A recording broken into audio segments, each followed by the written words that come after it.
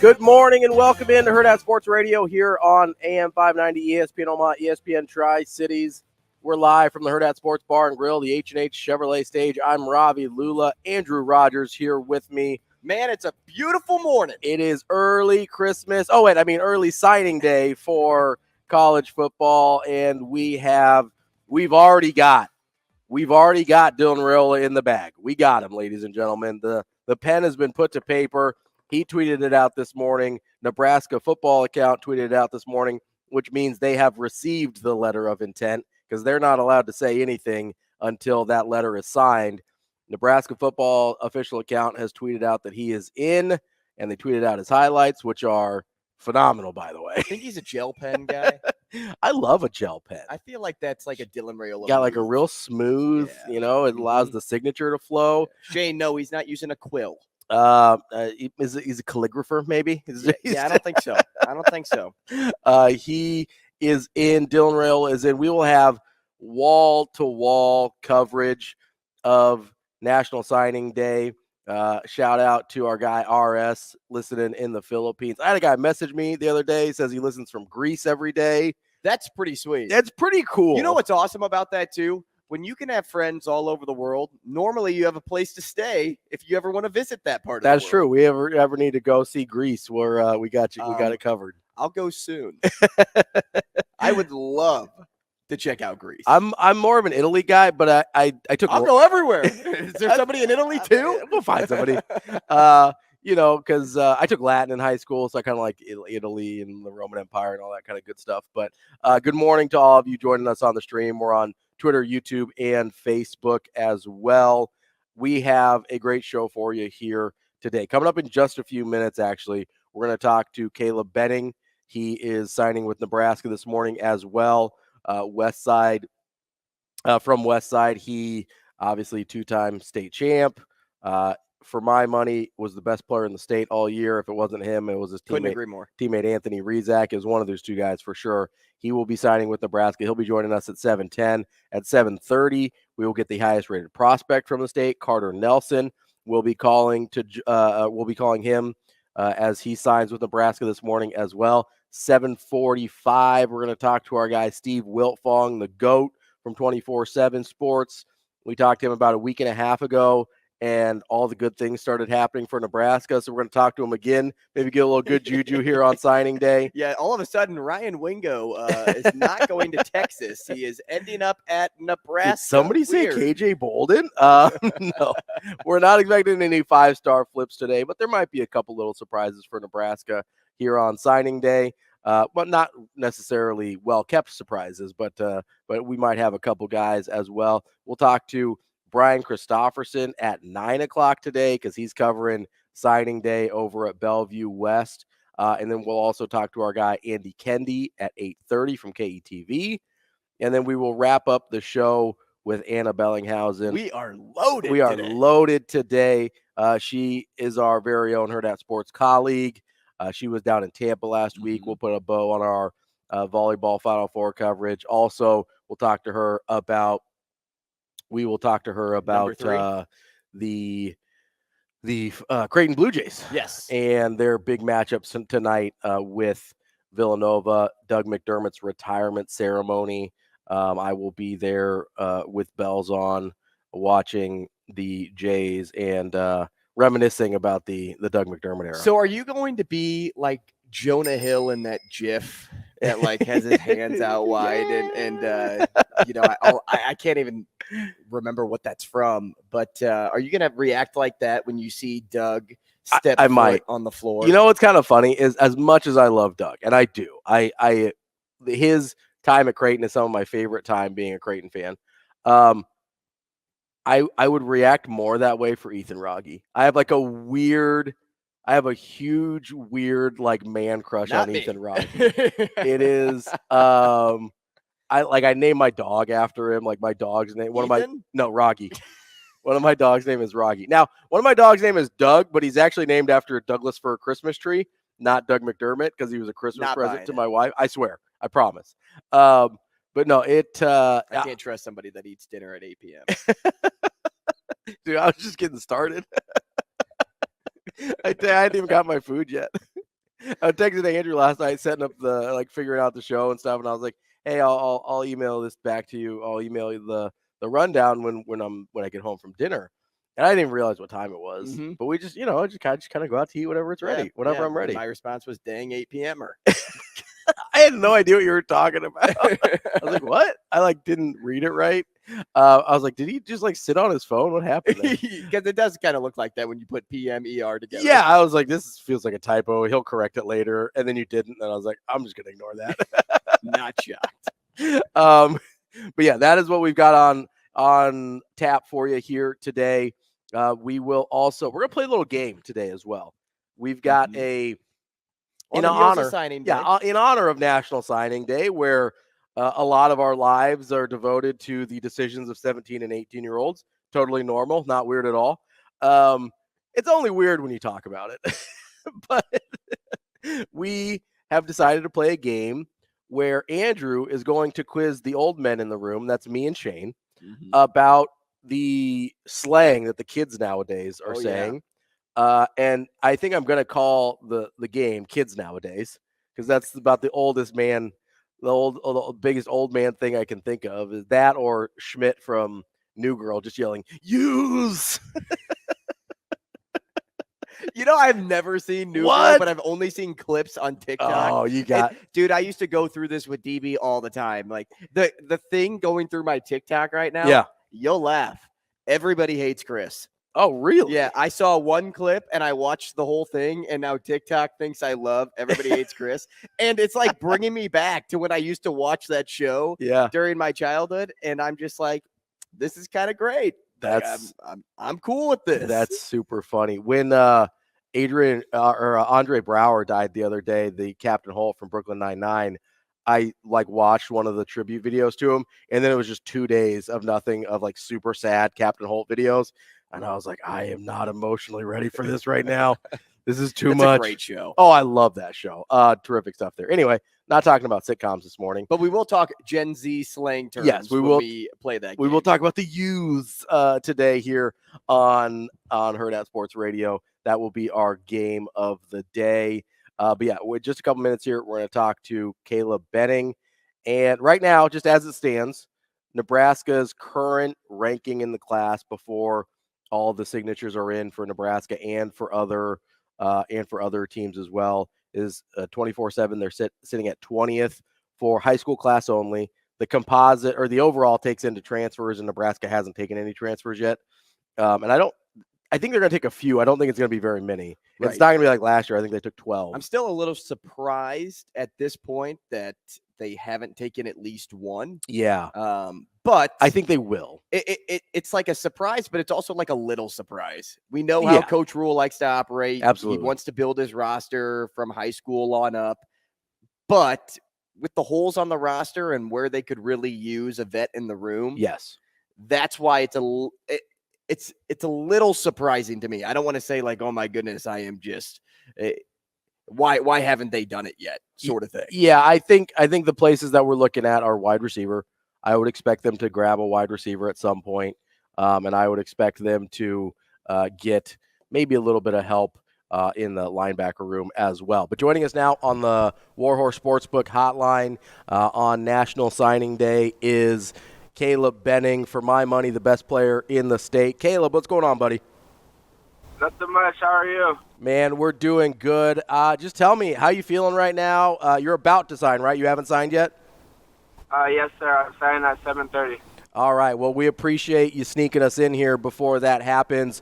Just as you approach the moment where you're signing and officially ending up with Nebraska, just what are some of the things you're thinking about as you process this moment? Just how long the process took. It was all 4 years, a lot of thinking, a lot of talking, and just happy it's finally signing day and I can put the pen to the paper. CB, your recruitment was near silent compared to most. Just doing you instead of worrying about showing everybody who was on the offer list. I remember having chats with you before, and you never let the outside noise influence this decision. It was you and only you. You made the call. What ultimately did it for you at Nebraska that gave you the confidence this was the place for you? Definitely Coach Rule. Sitting down and meeting with him in January when he got the job.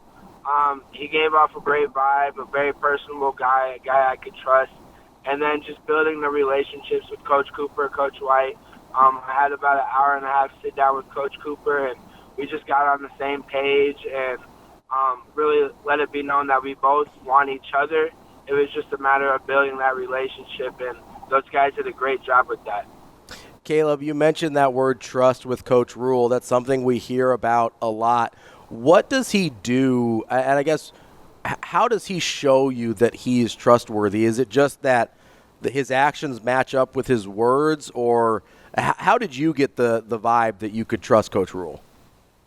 100% his actions match up with his words, but just talking to him, you could tell he's very genuine. Like you said, his actions back up his words, and I would bet I'm not the only person to say that they trust Coach Rule with all their heart. So just having those other peers and seeing how the team followed him this year, the coaching staff, everybody rallies around him, it's definitely something I want to be a part of. All right, Caleb, I know you're your own man, but I have to ask, with such deep familial roots in the state of Nebraska, what's it going to mean to you on an emotional level to throw on that Nebraska jersey for the first time? It's gonna mean a lot. I'm playing for my family. Obviously, my dad went there, and so a lot comes with representing your family. But I'm gonna work my tail off to make sure I do the best job possible. All right, Caleb, I got to ask you. You played both ways at Omaha West Side. With I know everybody looks at you as a defensive back. With a five-star quarterback going into the room, is there any party that's like, hey, maybe I play a little offense too? Maybe. We'll see what the future holds. That would be pretty fun. They at least got to get you back there returning some punts, though. Am I right? I know you like doing that. Has to. Yeah, I love returning. So whatever the team needs, I'm doing. Hey, CB, how do you think the culture at Westside has set you up for the culture at Nebraska? It's definitely a brotherhood. I would say it's the best culture I've been a part of. It's a very mature culture. A lot is expected of you. No one expects anything more from anyone else than themselves. So just making sure you take care of what you take care of, and that ultimately creates a lot of trust. So that carries over to college for sure.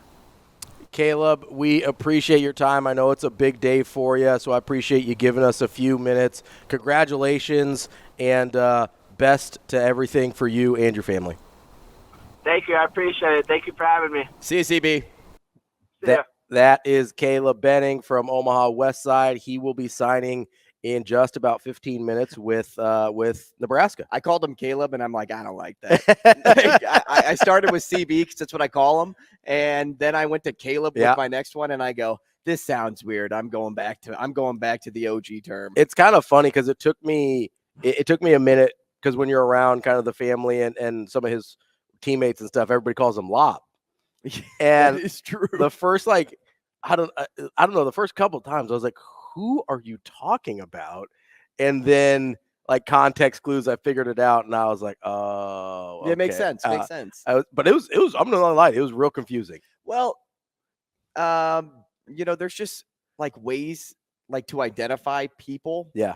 And once you veer off that path, mm-hmm.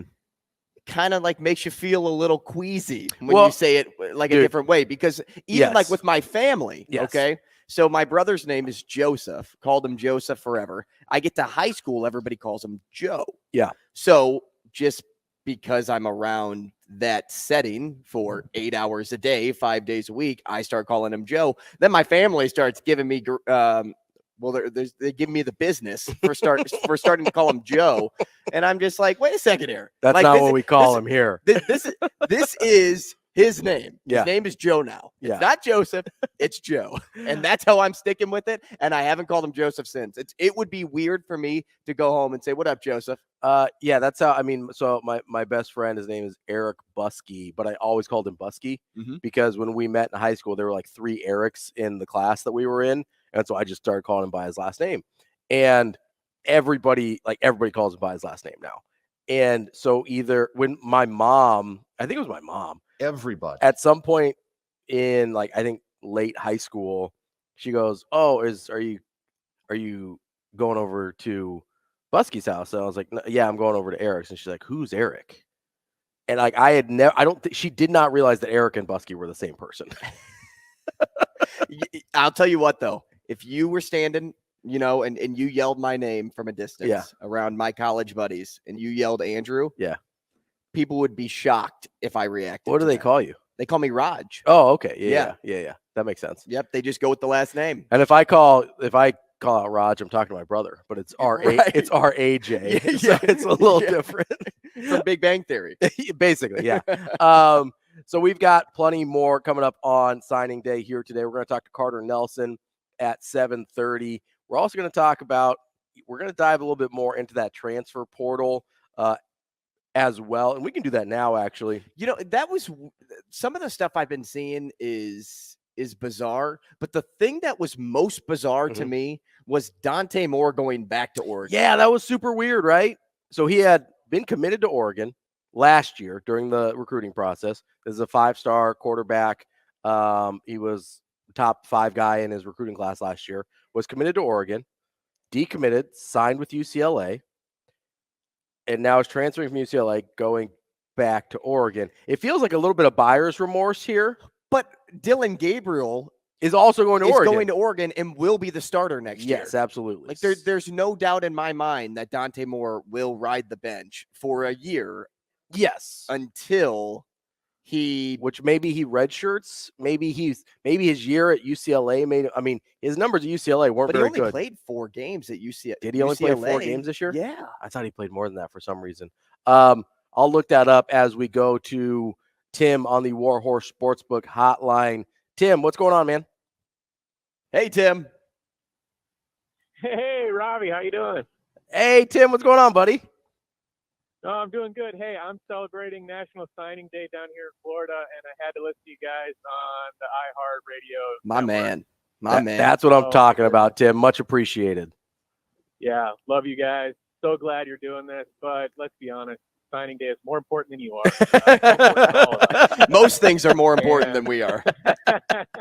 Anyways, in the spirit of this season, which of course signing day, not Christmas season yet, but so Danny Dimes is coming, and I love that kid. I don't know anything about how he plays football, but the fact that he recruited and he seems to love Nebraska, what are his chances? I just want to see where you see the quarterback depth chart. And then I want to throw in, is Casey Thompson going to come and then be a coach next year?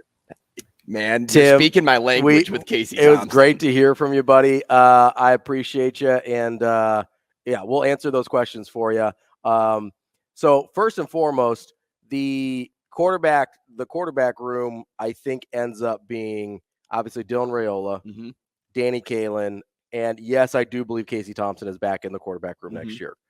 We haven't had anything official yet, but I do believe that is happening. And then lock in Chubba Purdy and Heinrich Harburg for now until we see because once that quarterback room starts to get deeper, I think then you'll look at Purdy and you'll look at Harburg and think, okay, are they going to stick around? Is Chubba going to really compete for that job? Harburg is a weird one because he wasn't intended to be the quarterback this season. Yes. He spent most of his time in the tight end room versus the quarterback room. So it wouldn't shock me if they're like, hey, thanks for filling in. You did the best you could, but because of what we have now, let's move you back toward more of that athlete skill position. And then, you know what? Use him out of the Wildcat if you want every now and then. And have him be an emergency take him like a Taysom Hill sort of role. That quarterback room could get deep, but I think it will get deeper when they add Casey Thompson. I still feel good about that. I love the idea. Yeah. I said it yesterday. I'll say it again today. I think he is a perfect fit to be a quote unquote quarterback player coach. Yeah, he's a mentor. He's a mentor role. And he will fit that role perfectly because of how much of a coach junkie he already is. Yeah. So I think what happens is I think Chubba at least sees the spring out. I'd be surprised if he didn't at least see where he was. And maybe if he first string, second string, we don't know at that point. Maybe he sticks around. If it's been pretty clear that's like, I'm going to be behind a couple guys, I wouldn't be surprised if Chubba moves on. I do think Heinrich sticks around because it just seems like he wants to be at Nebraska. I think that, and Chubba is graduating, so he's able to leave again. Heinrich, I think, stays as a kind of H-back, tight end, emergency quarterback type role. So it's like, hey, we've got a guy in our back pocket just in case everything hits the fan again this year. Please no. Dear God, please no. But I think it's going to be Dylan. I think Casey Thompson will be your 2. I think Danny Kalen will redshirt and be your 3rd string quarterback, which that allows him to play 4 games. But I think the goal is for him to redshirt. And then Heinrich Harburg is your emergency guy. I'd be surprised if Chubba's in the room in the fall. If he is, that's great. That's even added depth there. But I think with those 4 guys, you can feel reasonably confident in, because you'll have the number 1 recruit in the country and then 3 guys who have started college football games. But I will say from the Danny Kalen standpoint, to answer the other part of Tim's question, I think he needs a couple years to develop. I think that's the best thing. We were talking about this before we got on the air. I think the best thing for him and the best chance for him to be successful will be redshirting this year, maybe seeing limited action in those handful of games, and then getting a year or 2 behind Dylan. Because, I mean, I think the best case scenario, best of both worlds for everybody involved here, is Dylan Raiola starts for 3 years, and he is the guy who we thought he was. Danny Kalen redshirts, then backs up for 2 years. He's still got 2 years of eligibility at that point to be the guy at Nebraska if that's what he really wants to do. And it seems like that's what he really wants to do. And I think that gives everybody the best opportunity to be successful in this situation. Because Dylan's ahead of Danny Kalen. Like, I don't know what to – there's no way around There's that. no ifs, ands, or buts. Yeah, there. like that's the hierarchy of what's happening here. That doesn't mean Danny Kalen can't develop and become and start to catch up. But he is going to need that time. I actually think this timeline could work out for both of them pretty well.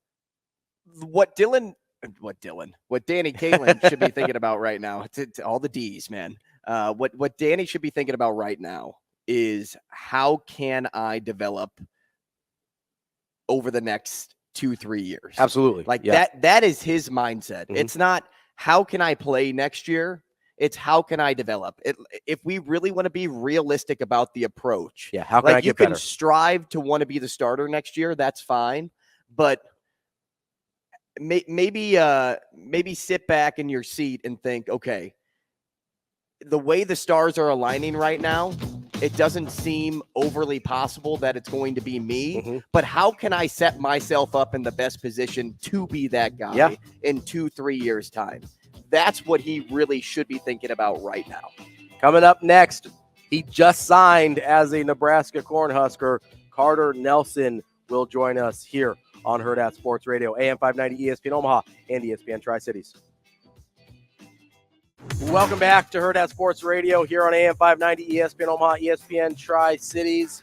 We are live from the Hurrdat Sports Bar and Grill on the H&H Chevrolet stage. I'm Ravi Lulla. Andrew Rogers here with me. Hello. We have you covered on this National Signing Day, and we are going to talk to our next signee, Carter Nelson, on the Warhorse Sportsbook Hotline. Carter, how are you this morning? I'm doing great. Fantastic. How are you guys? Good, man. Good morning. Doing well. First and foremost, congratulations. Saw that you just signed your national letter of intent to play for Nebraska. How does it feel to officially be a Cornhusker? It's awesome, and I'm just excited to get down there as soon as possible and get to work with the guys. So. Carter, I've always been curious about this, and you're the best person to ask because you played it. How do you feel the 8-man game is going to translate to playing ball at the next level? The nicest thing about it is I've played plenty of positions through high school, so I'm going to be able to understand what maybe sometimes a quarterback's going to be feeling and stuff like that. So it's definitely been really fun, and I think it'll help me understand the game just a little bit too. Carter, you were a super highly sought-after recruit, not just by Nebraska, but by pretty much every powerhouse intense recruiting program in the country.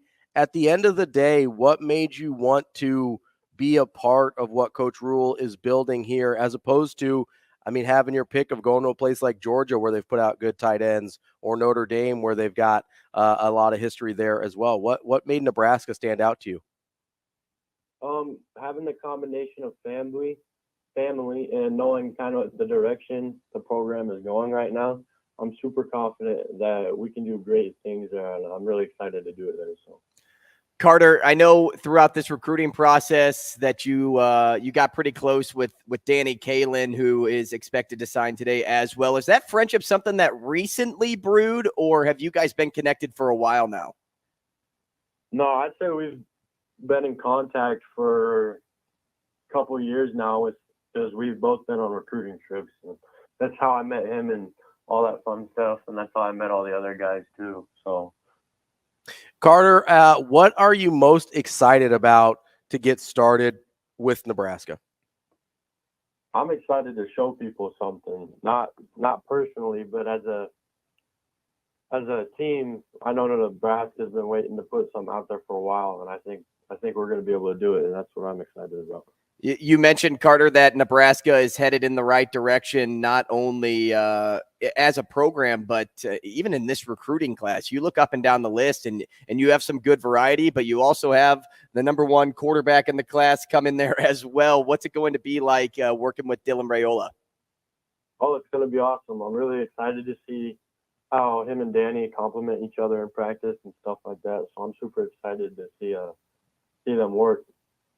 Carter, you mentioned Danny and Dylan being in the same room. You'll be in the same room, we think, as a tight end as a guy like Thomas Fedoni, who is a super highly rated recruit as well. How much can that competition in your position group make you better?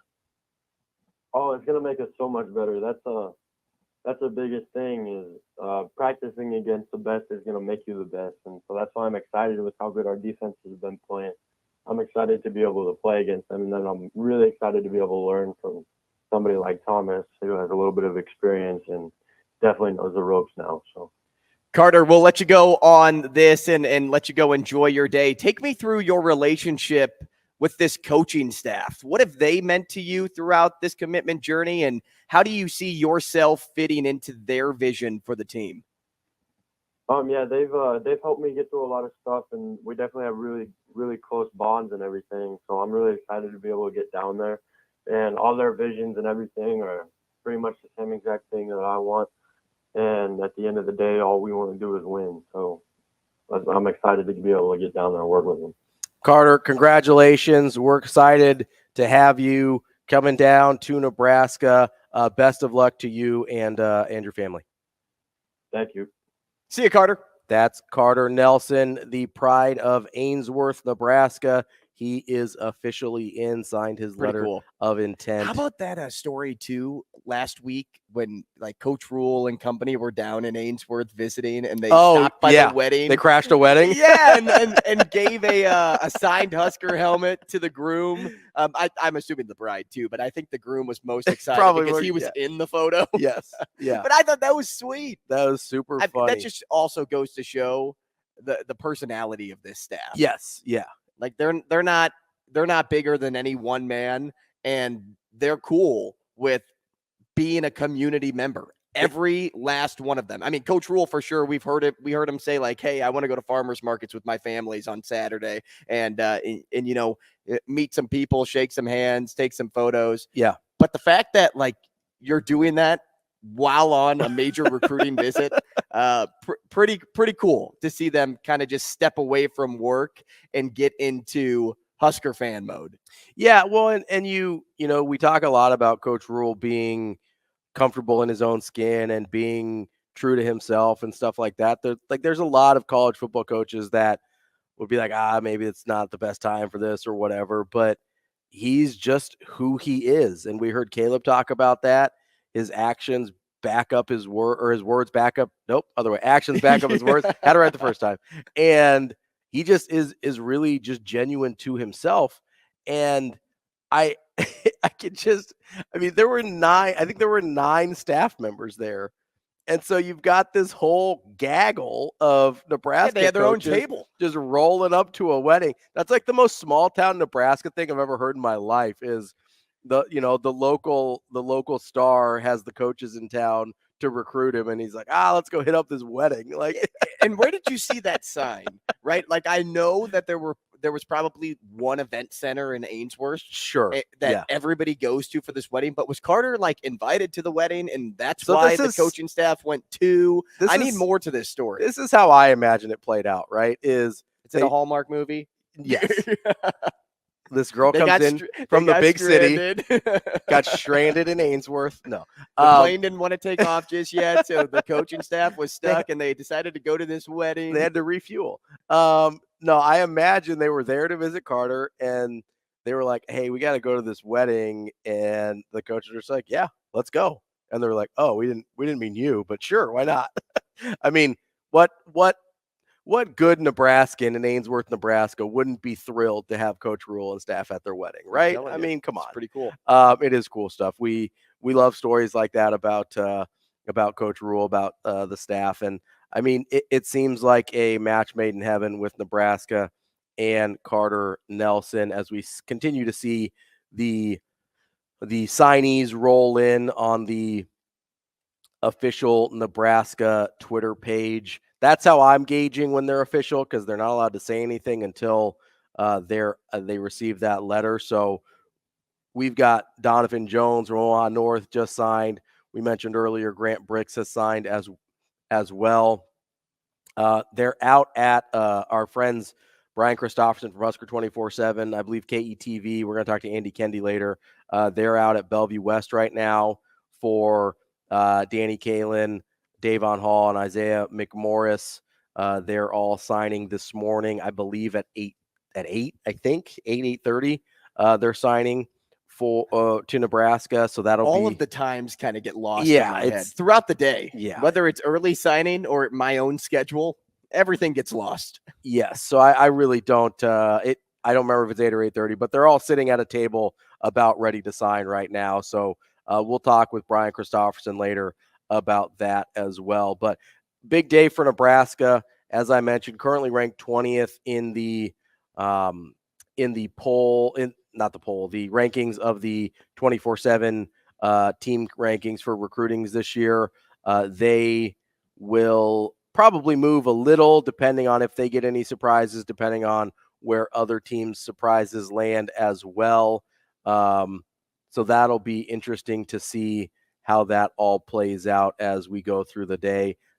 And I know we're talking to Steve Wiltfong next. I'd be curious because we talked to Shafe yesterday and asked about some surprises that he was kind of, hearing or seeing. And he kind of leaned more to there won't be any major surprises, at least today. But I'd be curious if Steve, like, whether it's with Nebraska or teams within the Big Ten or nationally, will end up seeing some surprises. Because I know I brought up Wingo's name just kind of as a joke. Yeah. But with the way Mizzou is recruiting, like, is that a real possibility that Ryan Wingo says no to Texas and says yes to Mizzou? Like, those are the sort of surprises that I'm curious about. Well, and I mentioned KJ Bolden. People do expect him to flip from Florida State, I think, to Auburn. So, and Nebraska has signed a transfer player this morning as well. We will get to that on the other side. We'll also get to, as you mentioned, Steve Wiltfong from 24/7 Sports. He's the recruiting GOAT. We've got him next here on Hurrdat Sports Radio. Wrapping up hour number 1 here on National Signing Day on Hurrdat Sports Radio. I'm Ravi, Lulla, Andrew Rogers here with me. Hello. We're on AM 590, ESPN Omaha, and ESPN Tri-Cities. We're joined now by the Director of Recruiting for 24/7 Sports, Steve Wiltfong, on that Warhorse Sportsbook hotline. Steve, what's going on, man? Good morning. How we doing? Really good. Are doing great. I feel like we have to have a little come to Jesus moment here. So you were on with us last Monday, and about 8 hours later, the Dylan Raiola stuff broke. Please tell me you weren't holding out on us, Steve. Well, I obviously, when I put in the crystal ball for Nebraska, that's how I thought it would play out. Now it's recruiting, so you're a little guarded when you've been doing this a long time, and try not to speak in definites and absolutes. Things can change on the fly, and Dylan was continuing to maintain communication with Mike Bobo and Coach Van Gorder and the Georgia staff. But when I put that crystal ball prediction in for Nebraska ahead of the official visit, I felt really good that he'd end up being a Husker based on the intel, and that's what happened. Steve, are you really that guarded when you're 91% correct? Well, it's the 9% that haunts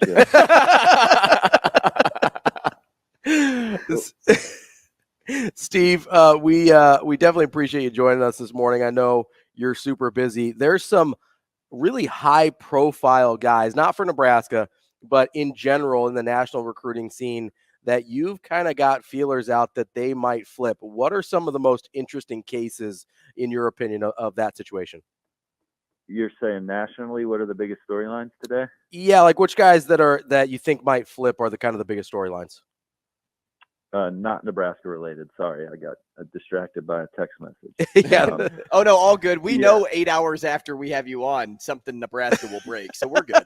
Yeah, no, it should be a good day for Nebraska. You know, the Huskers are in the top 20 of our rankings, number 19 nationally in the 24/7 Sports recruiting rankings. Guys like Amari Sanders are out there as they go into their announcements, so should be a strong close.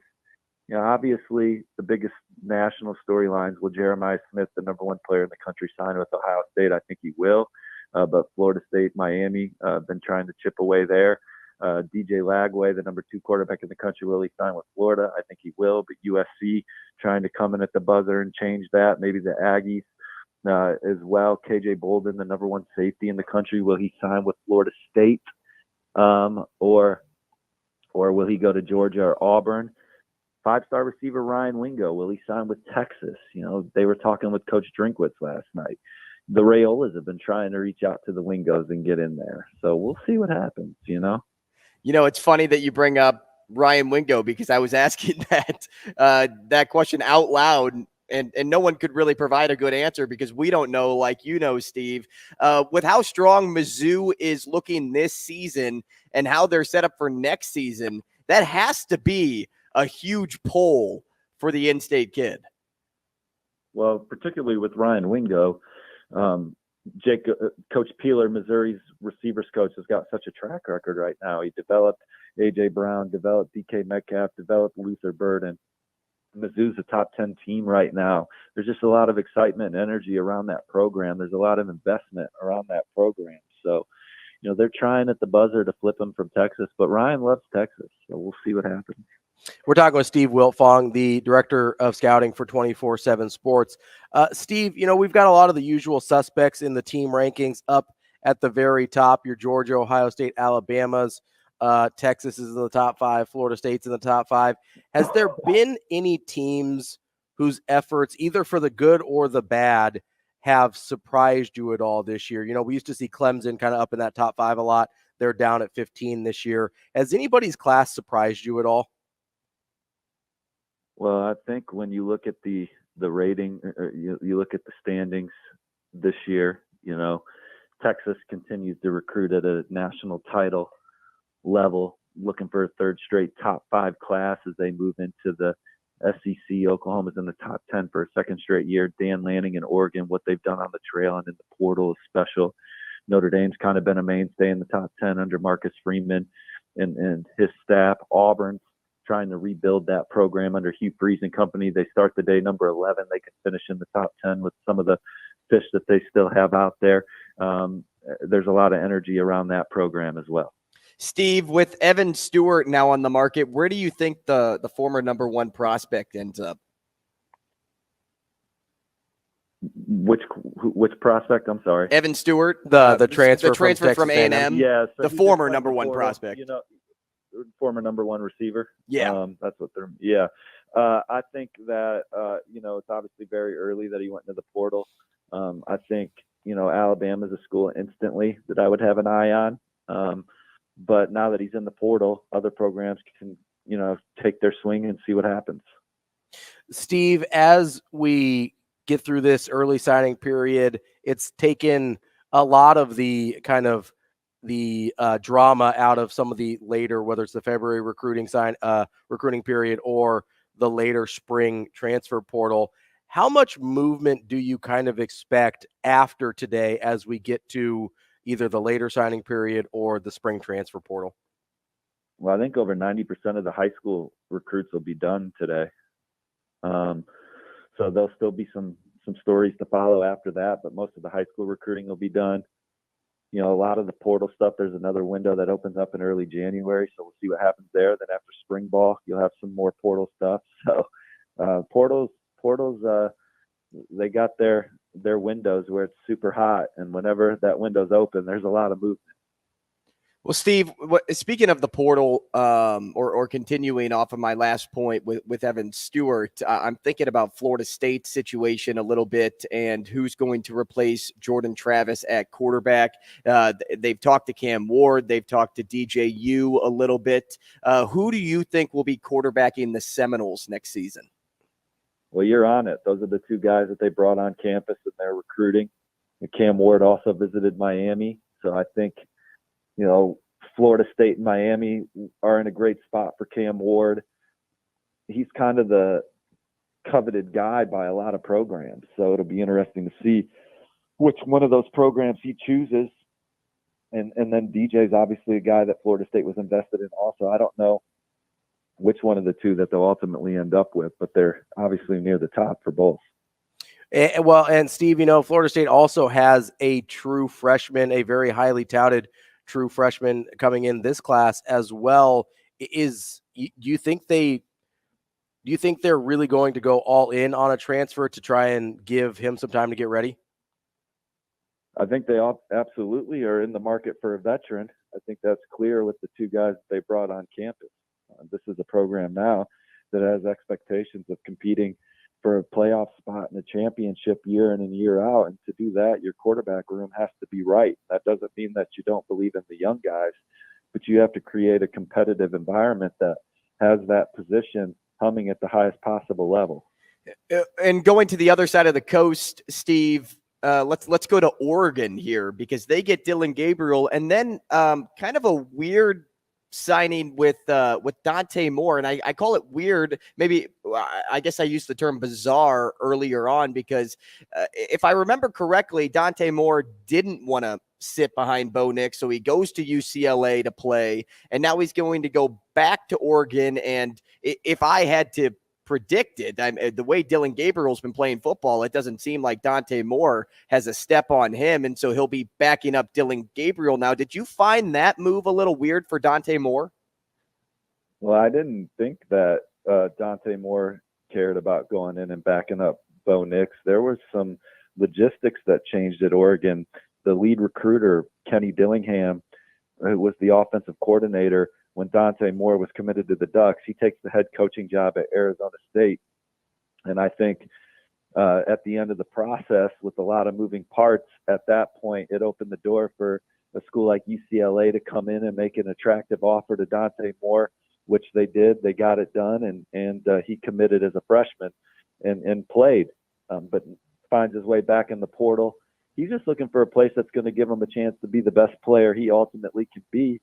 And Oregon is a place where he'll be surrounded by great players, in his opinion, play for a really good coaching staff inside a good culture, and coming in and being number two behind Dillon Gabriel, knowing that there's a runway to you to lead a program that has a chance to win a national championship moving forward is big.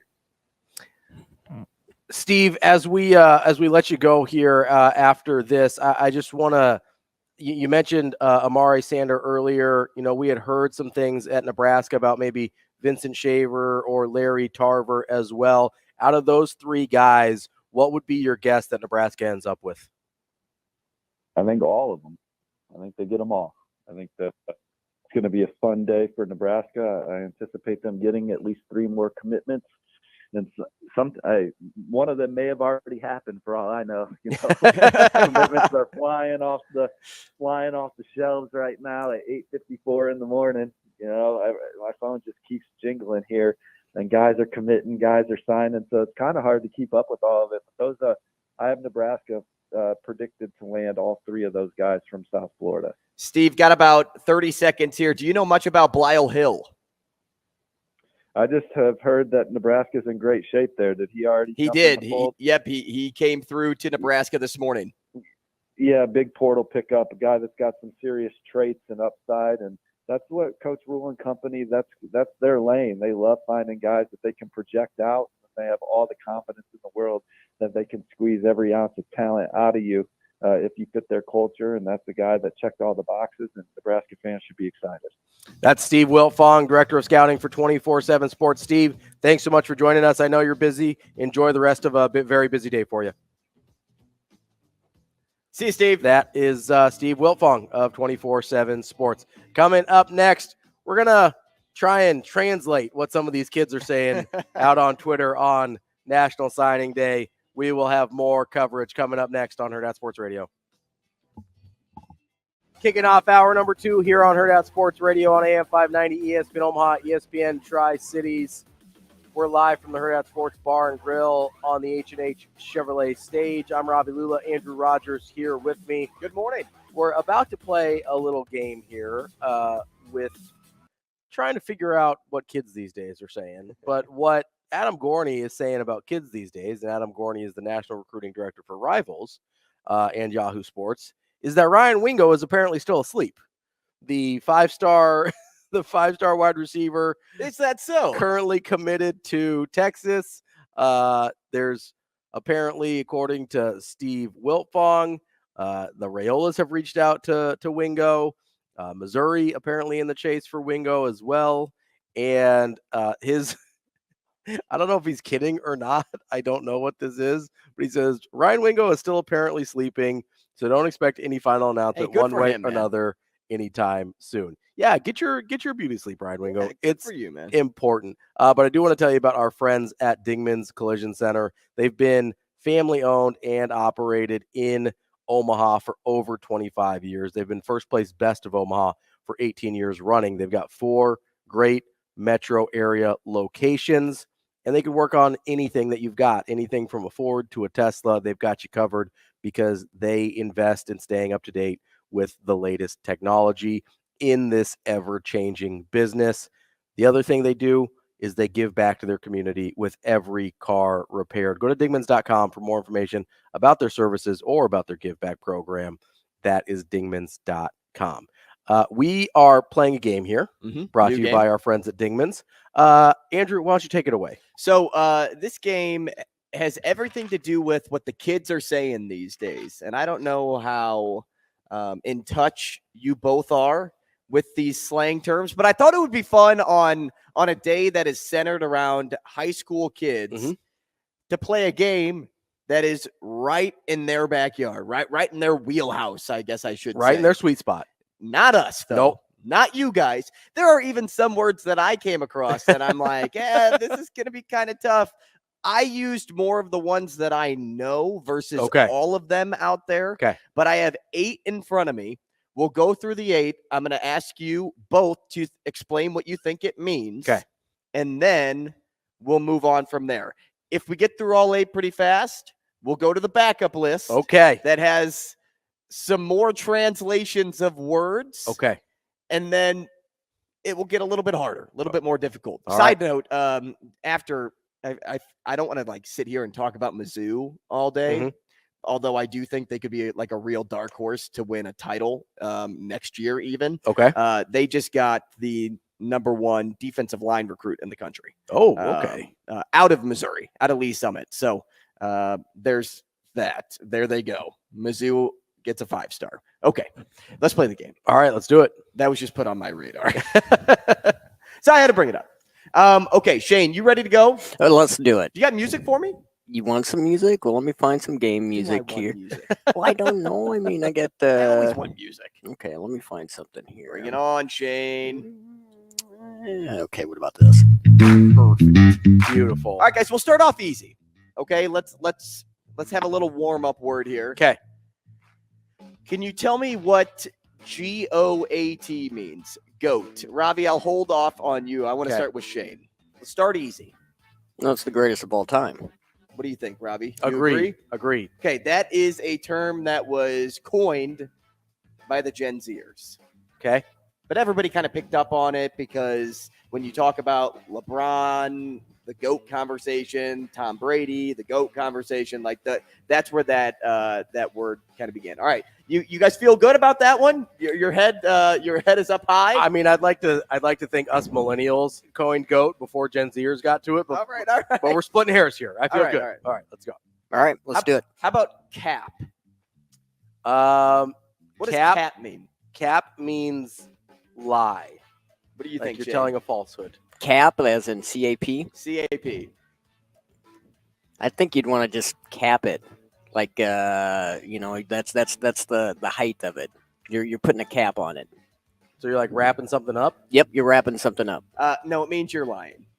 That's what Nailed it. So if you're talking to a high school kid, they'll be like, no cap. No cap. Yeah. Like no lie. Yeah. All right. Another side note: TK wants me to give credit where credit's due. He was the first to text me that Mizzou was a dark horse. But it's not to say that people couldn't come to that conclusion after what we've been seeing. Yeah. No, they had a great year this year, and obviously their recruiting classes. So there you go. I'll toss some roses to you, my guy. All right. Whatever. You're done. Let's keep going. Where's Mizzou in the team rankings? I'll look it up. You keep going. Yeah. Drip? Ooh, drip is like it's like your outfit. It's like your swagger. What do you think, Shane? I was gonna go with that. That's your swag. That's your. I mean, if you got drip, you're set for the day. It's usually having to do with an outfit, though. It's cool style and it's more of a clothing reference. Yeah. So you guys are absolutely right. All right, Shane, we'll start with you. What does bet mean? I mean, the standard. I mean, if you went with the, I mean, you'd be going over to the war horse to throw down some money. So I'm just gonna go with that because that's the easy layup right there. Did I miss it? I don't know. Ravi, what does bet mean? So bet is like, how do I put this into words? It's almost like prove it. It's like when somebody says, when somebody tells you something, and you're like, bet, like show me, like do it. No, bet is actually yes. Okay. Bet means yes. Well, that's not. Okay. So if somebody's like, hey, Ravi, we're going to B-Dubs for lunch, or we're going to Hurrdat Sports Bar and Grill for lunch. Yeah. Oh, Ravi, we're having this meeting at the office today. You would say bet. I would say cap. I don't go to meetings at the office.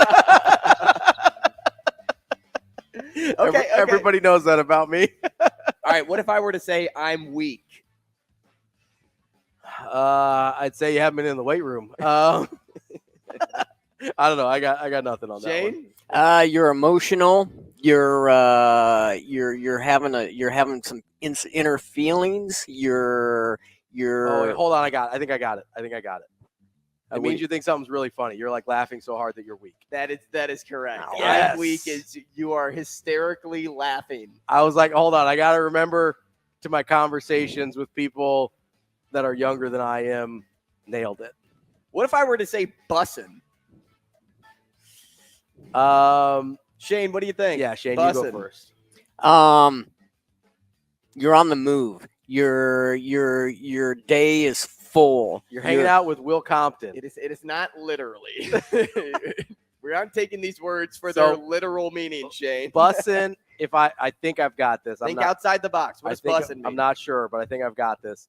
I've only heard it in reference to like food in particular, but it's like it's really, really good. Like that is like either like top notch or delicious. Like, oh, that's bussin'. Man, Ravi, you are on one today. Bussin' means you're talking about something delicious. Let's go. Like, yes, like that food is bussin'. Yes.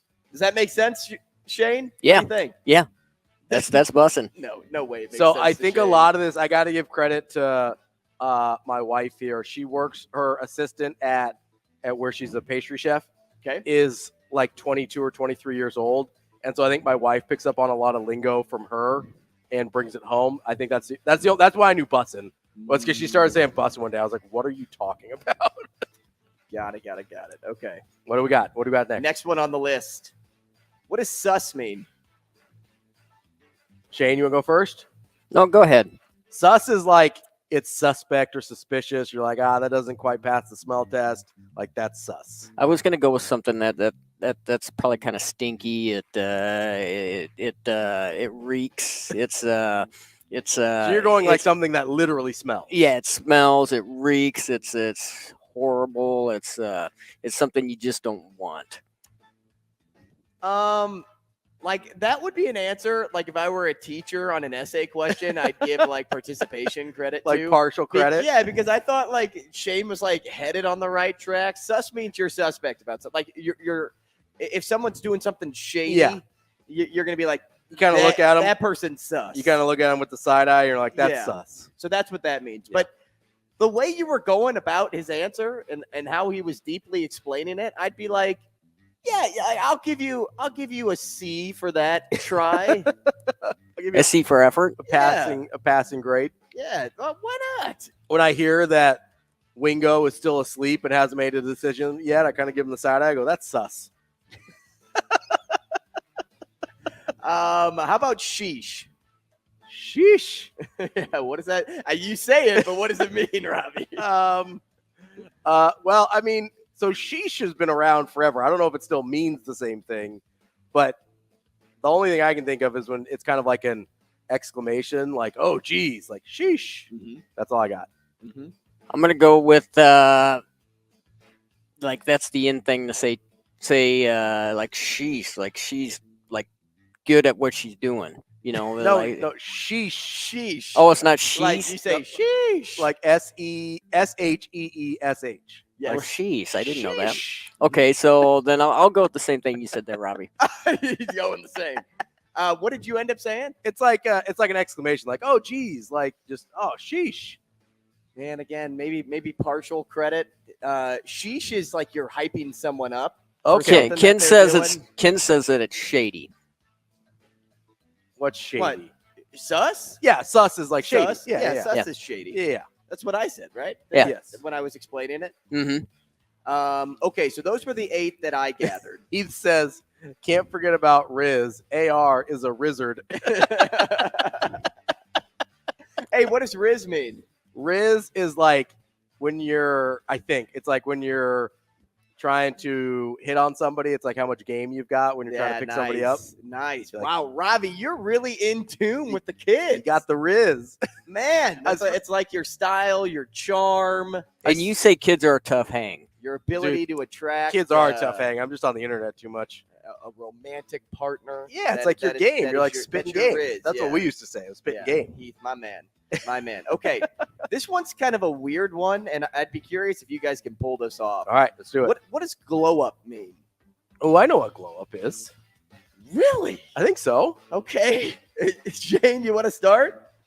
So it's like a blow up. You like somebody getting mad, somebody getting angry, somebody just, somebody just going off the handle. Okay, Ravi? No, glow up is like when you have, it's almost like a makeover kind of, but it's sort of like a more long-term thing where it's like, hey, like this was me when I was like 13. Now I'm 23. Look at my glow up. Look how much better I look now. Oh, so you're putting the glow on. You're putting the sparkles on. You're putting it's your glow up. Man, this dude is on fire. Listen. Glow up. I'm going to read the exact definition that it says here. Think of this term as a way of describing how someone improved from where they used to be. See? Unbelievable. Nailed it. That is unreal. Jeez. What about Stan? So Stan is like when you're if you pull this out of your cap. No cap. No cap. No, Stan is like when you are a fan of something. Like if you're a Travis Kelce and Taylor Swift, you're a fan of their relationship, then you stan for T Swift and Kelce. Shane? When you stand, you're kind of standing in for somebody. Yep, that's not it. It is what Ravi said. You're supporting something, or someone. Well, that's what I'm saying. You're standing in. You're standing up. You're standing in. Shane, that's exactly what I. That's Shane, I have one just for you. That's what I said. Were you not listening? Now you said it all, Shane. Shane, Shane, you're capping. All right, this one's for Shane only. Okay, Shane, what does understood the assignment mean? What does that mean? Exactly what it means. You understood what you were told to do. You understood what you needed to do, what you needed to get done. You got it done. Way to go, Shane. All right, you're there. You're kind of there. All right, what about T? Ooh, I know the T. Shane, what about tea? Do you want to try first? You tee it up. TEA. What is TEA? Like the drink. Like the stuff Ted Lasso hates. Believe. So that's probably the new purple drink. It's the new purple drink. Is that what they call it? They call it tea? Do you know what that is? Do you only know what purple drink is because of Jamarcus Russell? Yes. Is that what they call the new drink these days? No. They don't call it tea? I'm going to get my tea on? Nope. Tea is like Robbie? gossip. It's like the scoop. Yeah, tea is like, the hot goss. You're spilling the tea. You're spilling gossip. It's the hot goss. It's rumors. You feel like you're learning something today? I feel like I'm learning something. I feel like kids are probably not so much of a tough hang after this. Shane, you are a big yikes. What does that mean? Yikes is like cringe, right? It's like you're like something that's like, I don't know. That's cringe. Yeah, it's a way of saying something is bad. Yeah. Big yikes. Yikes. That's how I feel like. Well, that's Shane, not nice. Shane is going with this today. Is it like purple drink? That killed me. Golly. Do we have any more? Well, I do, but I have to like read what it means on words I don't know to make sure that I'm not saying anything derogatory. To make sure it's like internet or like radio appropriate and not going to get you canceled. I think this one's okay. What does dank mean? Ooh, dank just means like cool, doesn't it? I would say it's just the opposite. That's dank. I mean, you don't want any of that. You want to stay away from dank. I mean, that's like the low end of whatever it is that you're on. So it says it doesn't have a typical definition. Fair. But it's typically used in meme culture to refer to a hard-hitting meme. Yeah, like that's a dank meme. Never heard that one. I've heard that one, not in that context, and not in a context that I'm willing to share. Well, there's another one on here that I'm skipping over because I know the context of it, and I'm not going to share it. All right, let's do one more. One more. Oh yeah. man. Let's find your top one. Okay, here. Here I have a teacher cheat sheet here. Okay, let's do it. What do we have? I'm excited. I feel like I'm crushing this game. You are. I'm hip with what the youths are saying, Andrew. I want to get one to like. You trying to stump me? Yeah. I gotta find a way to stump you. Okay, here. I don't know why I like that, but all right. Okay, how about catch a fade or catch these hands? So like catch a fade or catch these hands means like you're gonna get beat up. Like if you're trying to catch these hands, it's like when you say something kind of like out of pocket, and you're like, oh, you better be careful. You're gonna catch these hands. I would say no. You're wrong on that. Yeah, Shane, you tell him. Catch a fade, you're probably going to give him a high five. It's like a little bit of a dap right there. It was more Ravi's definition. It's to get punched or knocked out. Yeah, that was pretty good. It's like catching these hands. See, like this is crazy, right? Did you study? No, I did not study. Man, I think I'm just a lot cooler than people realize. This one is and hear me out, people. All right, it's S.H. Liddy. Okay, so Schlitty. Okay, I emphasize the L there. Okay, what does that mean? So I don't know this one. Contextually and how it sounds, I'm gonna assume it means to get intoxicated. Okay, Shane. Repeat it again. No, don't repeat it again. S.H. Liddy. Yeah. Say it all as one word, but don't actually say it because it just sounds too close. Okay, I will go with the intox. You know, you have too much tea and you're a little bit intoxicated. It's not tea. That's not, it's not purple drink either. Maybe purple drink would get you S.H. Liddy, but no, not in this definition. Okay, fair. It means you're having a good time. I mean, maybe. Yeah. I guess if you're intoxicated, you're having a good time. Maybe, but... sometimes. Depends. All right. That is our Dingman's game, as the kids say, or something kids like these that. Days. S.H. Liddy. That was S.H. Liddy. I'm going to be honest with you. That's the name of the podcast today. S.H. Liddy. I freaking crushed that game. I might be the best Gen Z slanger of all time. That's all I'm saying. I I'm going to get my purple drink on. We are mostly just making fun of Shane. That's what Thomas said on the YouTube channel. Yeah, pretty much. I knew Shane probably would struggle with this game, which is why it's entertaining. Yeah. I was actually completely and utterly shocked that Ravi took this home with like a 94% average. Listen, people don't realize how cool I am. You have a higher average than Steve Wiltfong does. So since we're at a bar right now, you're saying there's no tea over there on the other side at all? Nope. No, there is no tea. There's nothing over there that the kids. They might have iced tea. There's nothing over there that the kids would call tea. No, because besides iced tea. Yeah, actually, there probably is. I'm sure the staff or restaurateurs are gossiping. Yeah, they got some rumors and stuff, but tea is not like a physical drink, Shane. Do we have purple drink here? Stop it. Turn the mic off, Shane. Get out of here. All right, we're going to continue our signing day coverage here. We just want to take a little break. Listen, just take a little minute here. This is what, like when you show up to see Caleb Benning, Carter Nelson sign their letters to play, guess what? All of the students that show up are like, man, he's not capping. I will say, I think part of my fluence in Gen Z or fluency. You don't like kids. How do you know these things? So I think a lot of those were first starting when I was still coaching college basketball. So I was coaching college basketball until like 3 years ago still. So some of those were like on the front edge of what was happening there. So I kind of got a little bit of an advantage from being around the college kids. But as we continue our signing day coverage, and we had a good time playing the game. Thank you, Andrew. Thank you, Dingmans, for presenting our silly game of the day. We're going to talk to Andy Kendeigh from KETV. I think he was just I know KETV was present at Bellevue West for their signing day. I don't know if Andy was there or if he was bebopping around trying to cover some of the other signing days around the area, but we will talk to Andy Kendeigh here in just a few minutes. We will keep you up to date. We've moved him to 9:30, by the way.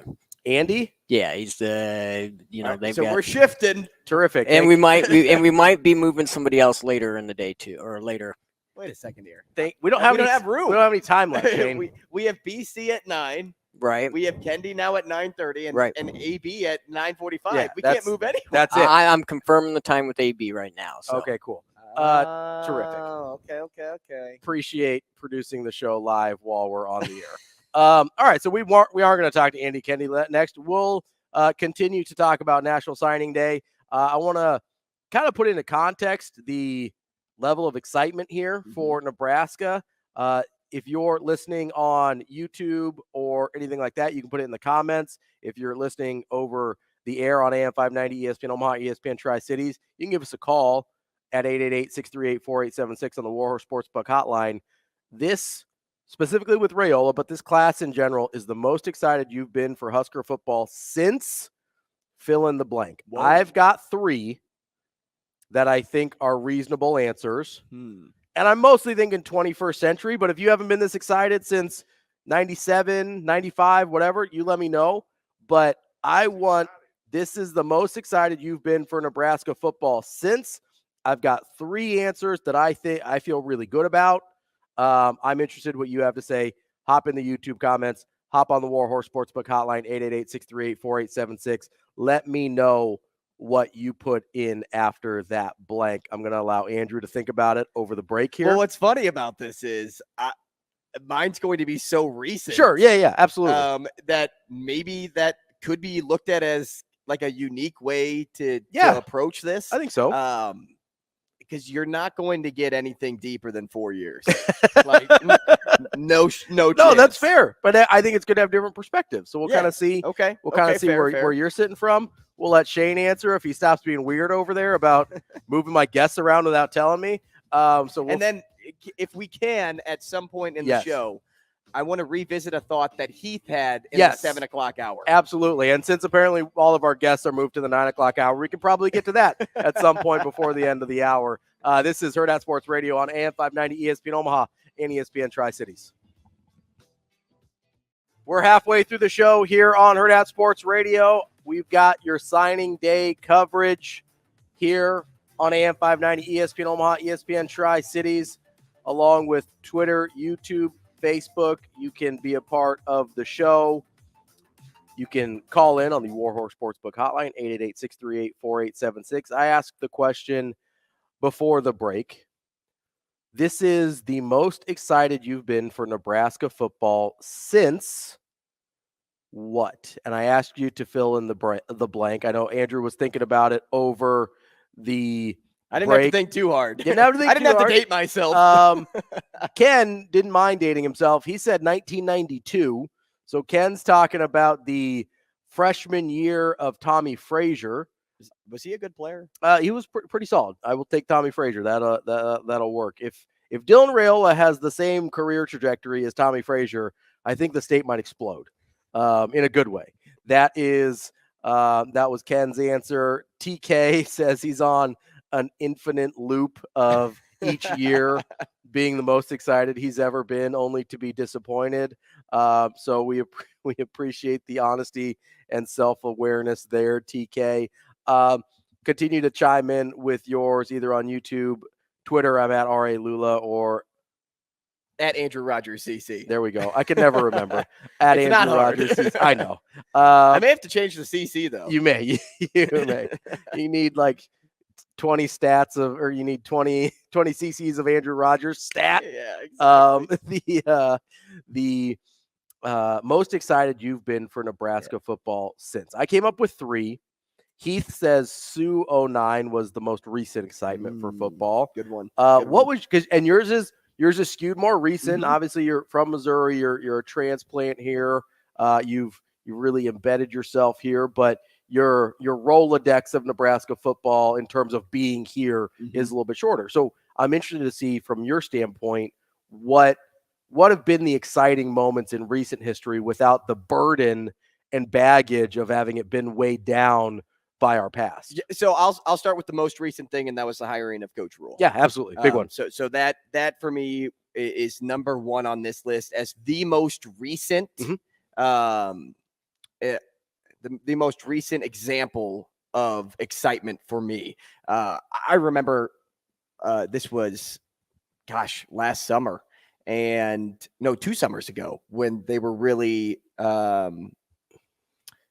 starting to talk a little bit more and more about like who could be the next coach. Because this was when Scott Frost was kind of teeter-tottering with he could stay the coach, he could get fired. And so options were coming out. And then as August started to roll, September started to roll, October, you started seeing, okay, Scott Frost is not going to be there.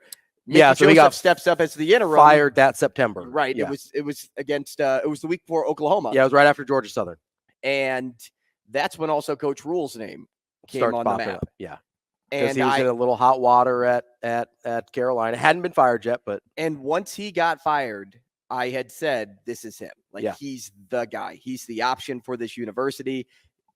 He is the person Nebraska needs to bring in to really change the face of the program. And I sat with that answer. Yeah. Even when Lane Kiffin, Dave Aranda, and others, Lance Leipold at some point was Leipold, named. Luke Fickell's name got out there. I think was circling too at the time. Yep. All of these names were options for Nebraska to reach out to. I still rested on Coach Rule's the guy. Why? Because of Temple, because of Baylor, because he made his way to the NFL and realized it wasn't for him. Don't forget about Urban Meyer was in the Urban Meyer was in the mix. Urban Meyer was actually the person I thought first. Yeah. Until Rule got fired. Yeah. Well, because this was during the season. Yeah. Right. And I thought Urban Meyer, I said, if you want a coach that wins, it's Urban Meyer. Now, he didn't really fit the culture of Nebraska. Yeah. So that's why I kind of veered off that path. But Coach Rule for me was the most exciting addition because once I saw him step foot on campus and the impression that he made in his opening press conference, I knew that he was going to make it work. And even though season 1 didn't go as planned, think about all the highs that you had in season 1 versus the lows. There were more highs and have been even bigger highs by getting Dylan Raiola to commit in offseason number 2 for Coach Rule. The sky is the limit for him. Yeah, so I think that's a really interesting answer because if not for one of the items on my list, I think last year with Coach Rule would have been way higher on everybody else's list as well. a lot of us came in, a lot of people from Nebraska fans, whatever, came into the Coach Rule hire with the baggage of the Scott Frost hire, right? Because Scott Frost was supposed to be the savior. He was supposed to be that guy. And so one of the items on my list was not year one, which was super exciting, but year two under Scott Frost, where going into year two, not once year two started, but going into year two, you had Nebraska won 4 of their last 6 games, almost beat Ohio State down the stretch in year one. They had Adrian Martinez, who was, I believe, 3rd in Heisman odds going into that season. 3rd, ahead of guys like Jalen Hurts, by the way, who was awesome that year at Oklahoma. You had Nebraska had all of these expectations. You were coming off of a really great true freshman season from Mo Washington, who his career ended up ending because of legal issues back in California, right? This was the year two, before year two of Scott Frost was it's hard to describe the hype now that it's gone and passed, and we saw how the Frost thing ended up playing out.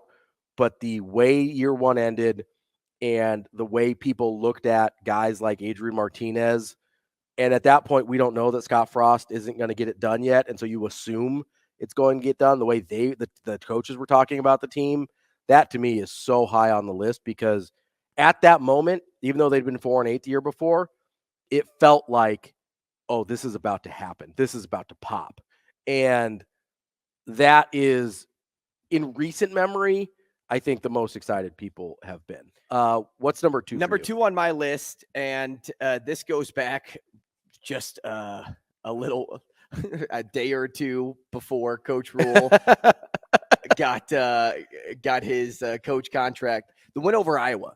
Oh, yeah. That was a big one. And the reason I think that was huge for this program is Nebraska was in desperate need of something to believe in, and desperate need of something just going well. Yeah. Like, they experienced so much turmoil in Scott Frost's final year. You had Mickey Joseph that, stepped in and did a nice job, but still was working with a team that was kind of just a bunch of misfits on the field. Yeah. You had an amazing wide receiver in Trey Palmer. You had a really nice quarterback in Casey Thompson, but Casey was like going through his own injury struggles that season because he was just taking a beating. And so that sort of win, though, really set up that team going into the following year, which ended up being Coach Rule's first year.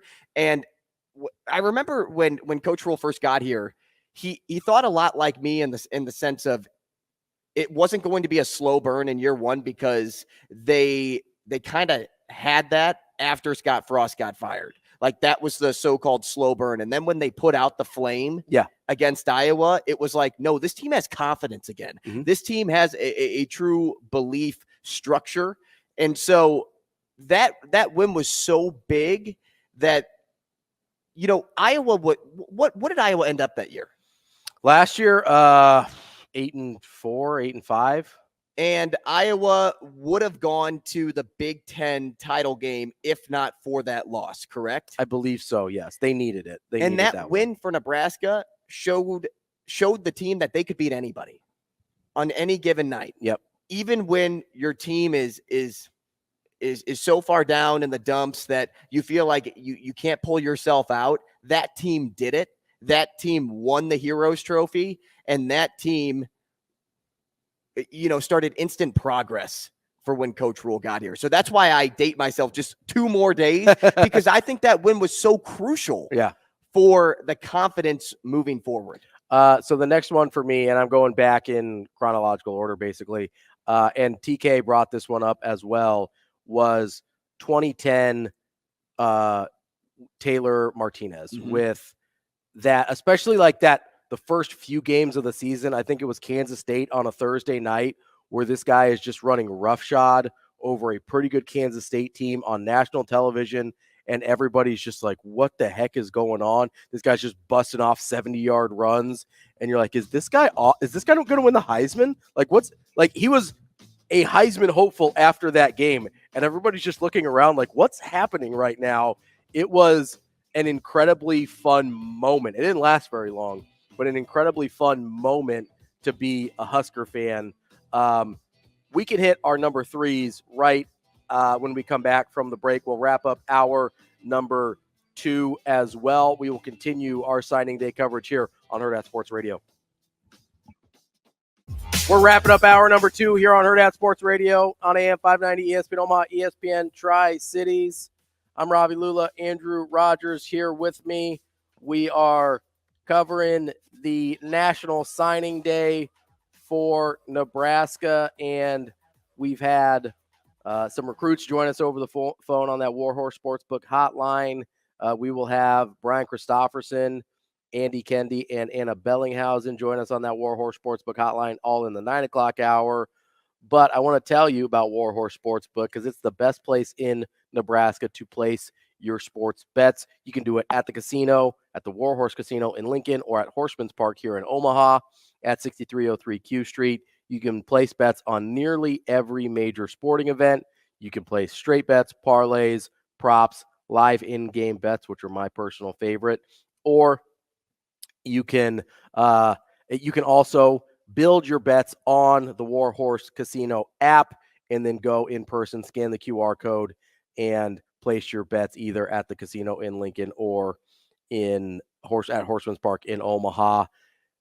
warhorsecasino.com/sportsbook or the Warhorse Casino app for a full list of details and house rules. Warhorse Sportsbook, no bets, no glory. All right, wanted to wrap up our most excited for Nebraska for considering this signing period, considering Dylan Raiola, and we gave our first 2.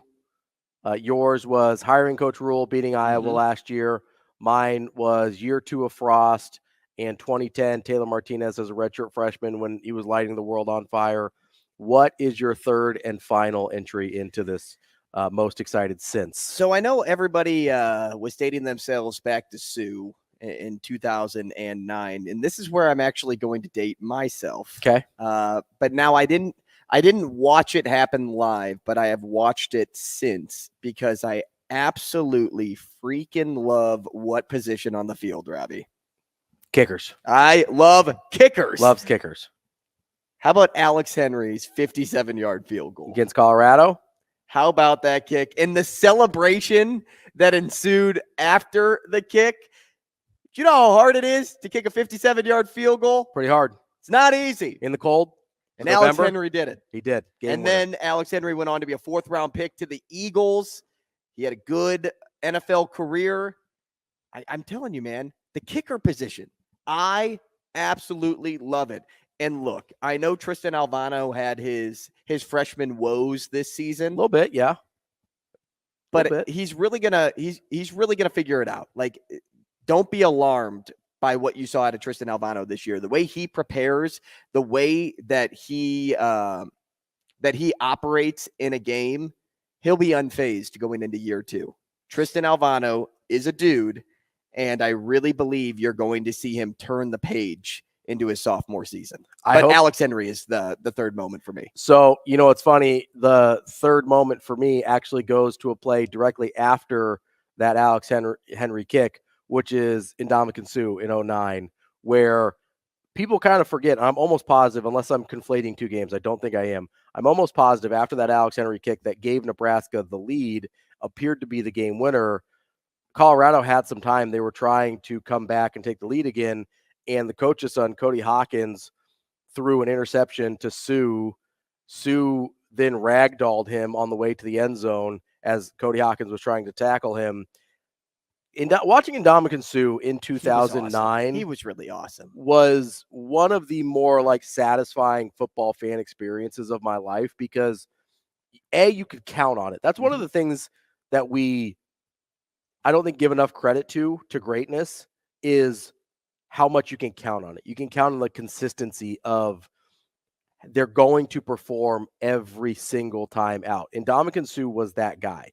You knew he was going to make the big play. You knew he was going to just throw offensive linemen back into their quarterback. You knew he was going to be that dude, and he delivered every single game. And watching him, honestly, that Texas game where he was the best player on the field, against a team that was going to go play for a national title, against a team that had Colt McCoy on it. He was the best player on the field, and it wasn't even close. Watching Ndamukong Suh in 2009 was one of the more exciting times in recent history to be a Husker fan. Heath brought up an interesting point about how we all kind of skip over year one with Scott Frost and when he got hired. I agree that when he got hired, there was a ton of hype. The reason I went with year two was because after the way year one ended and the way we saw that Adrian Martinez looked like he was going to be a like super dude. And he ended up having a nice career, right? But I think after that freshman year, we all expected more.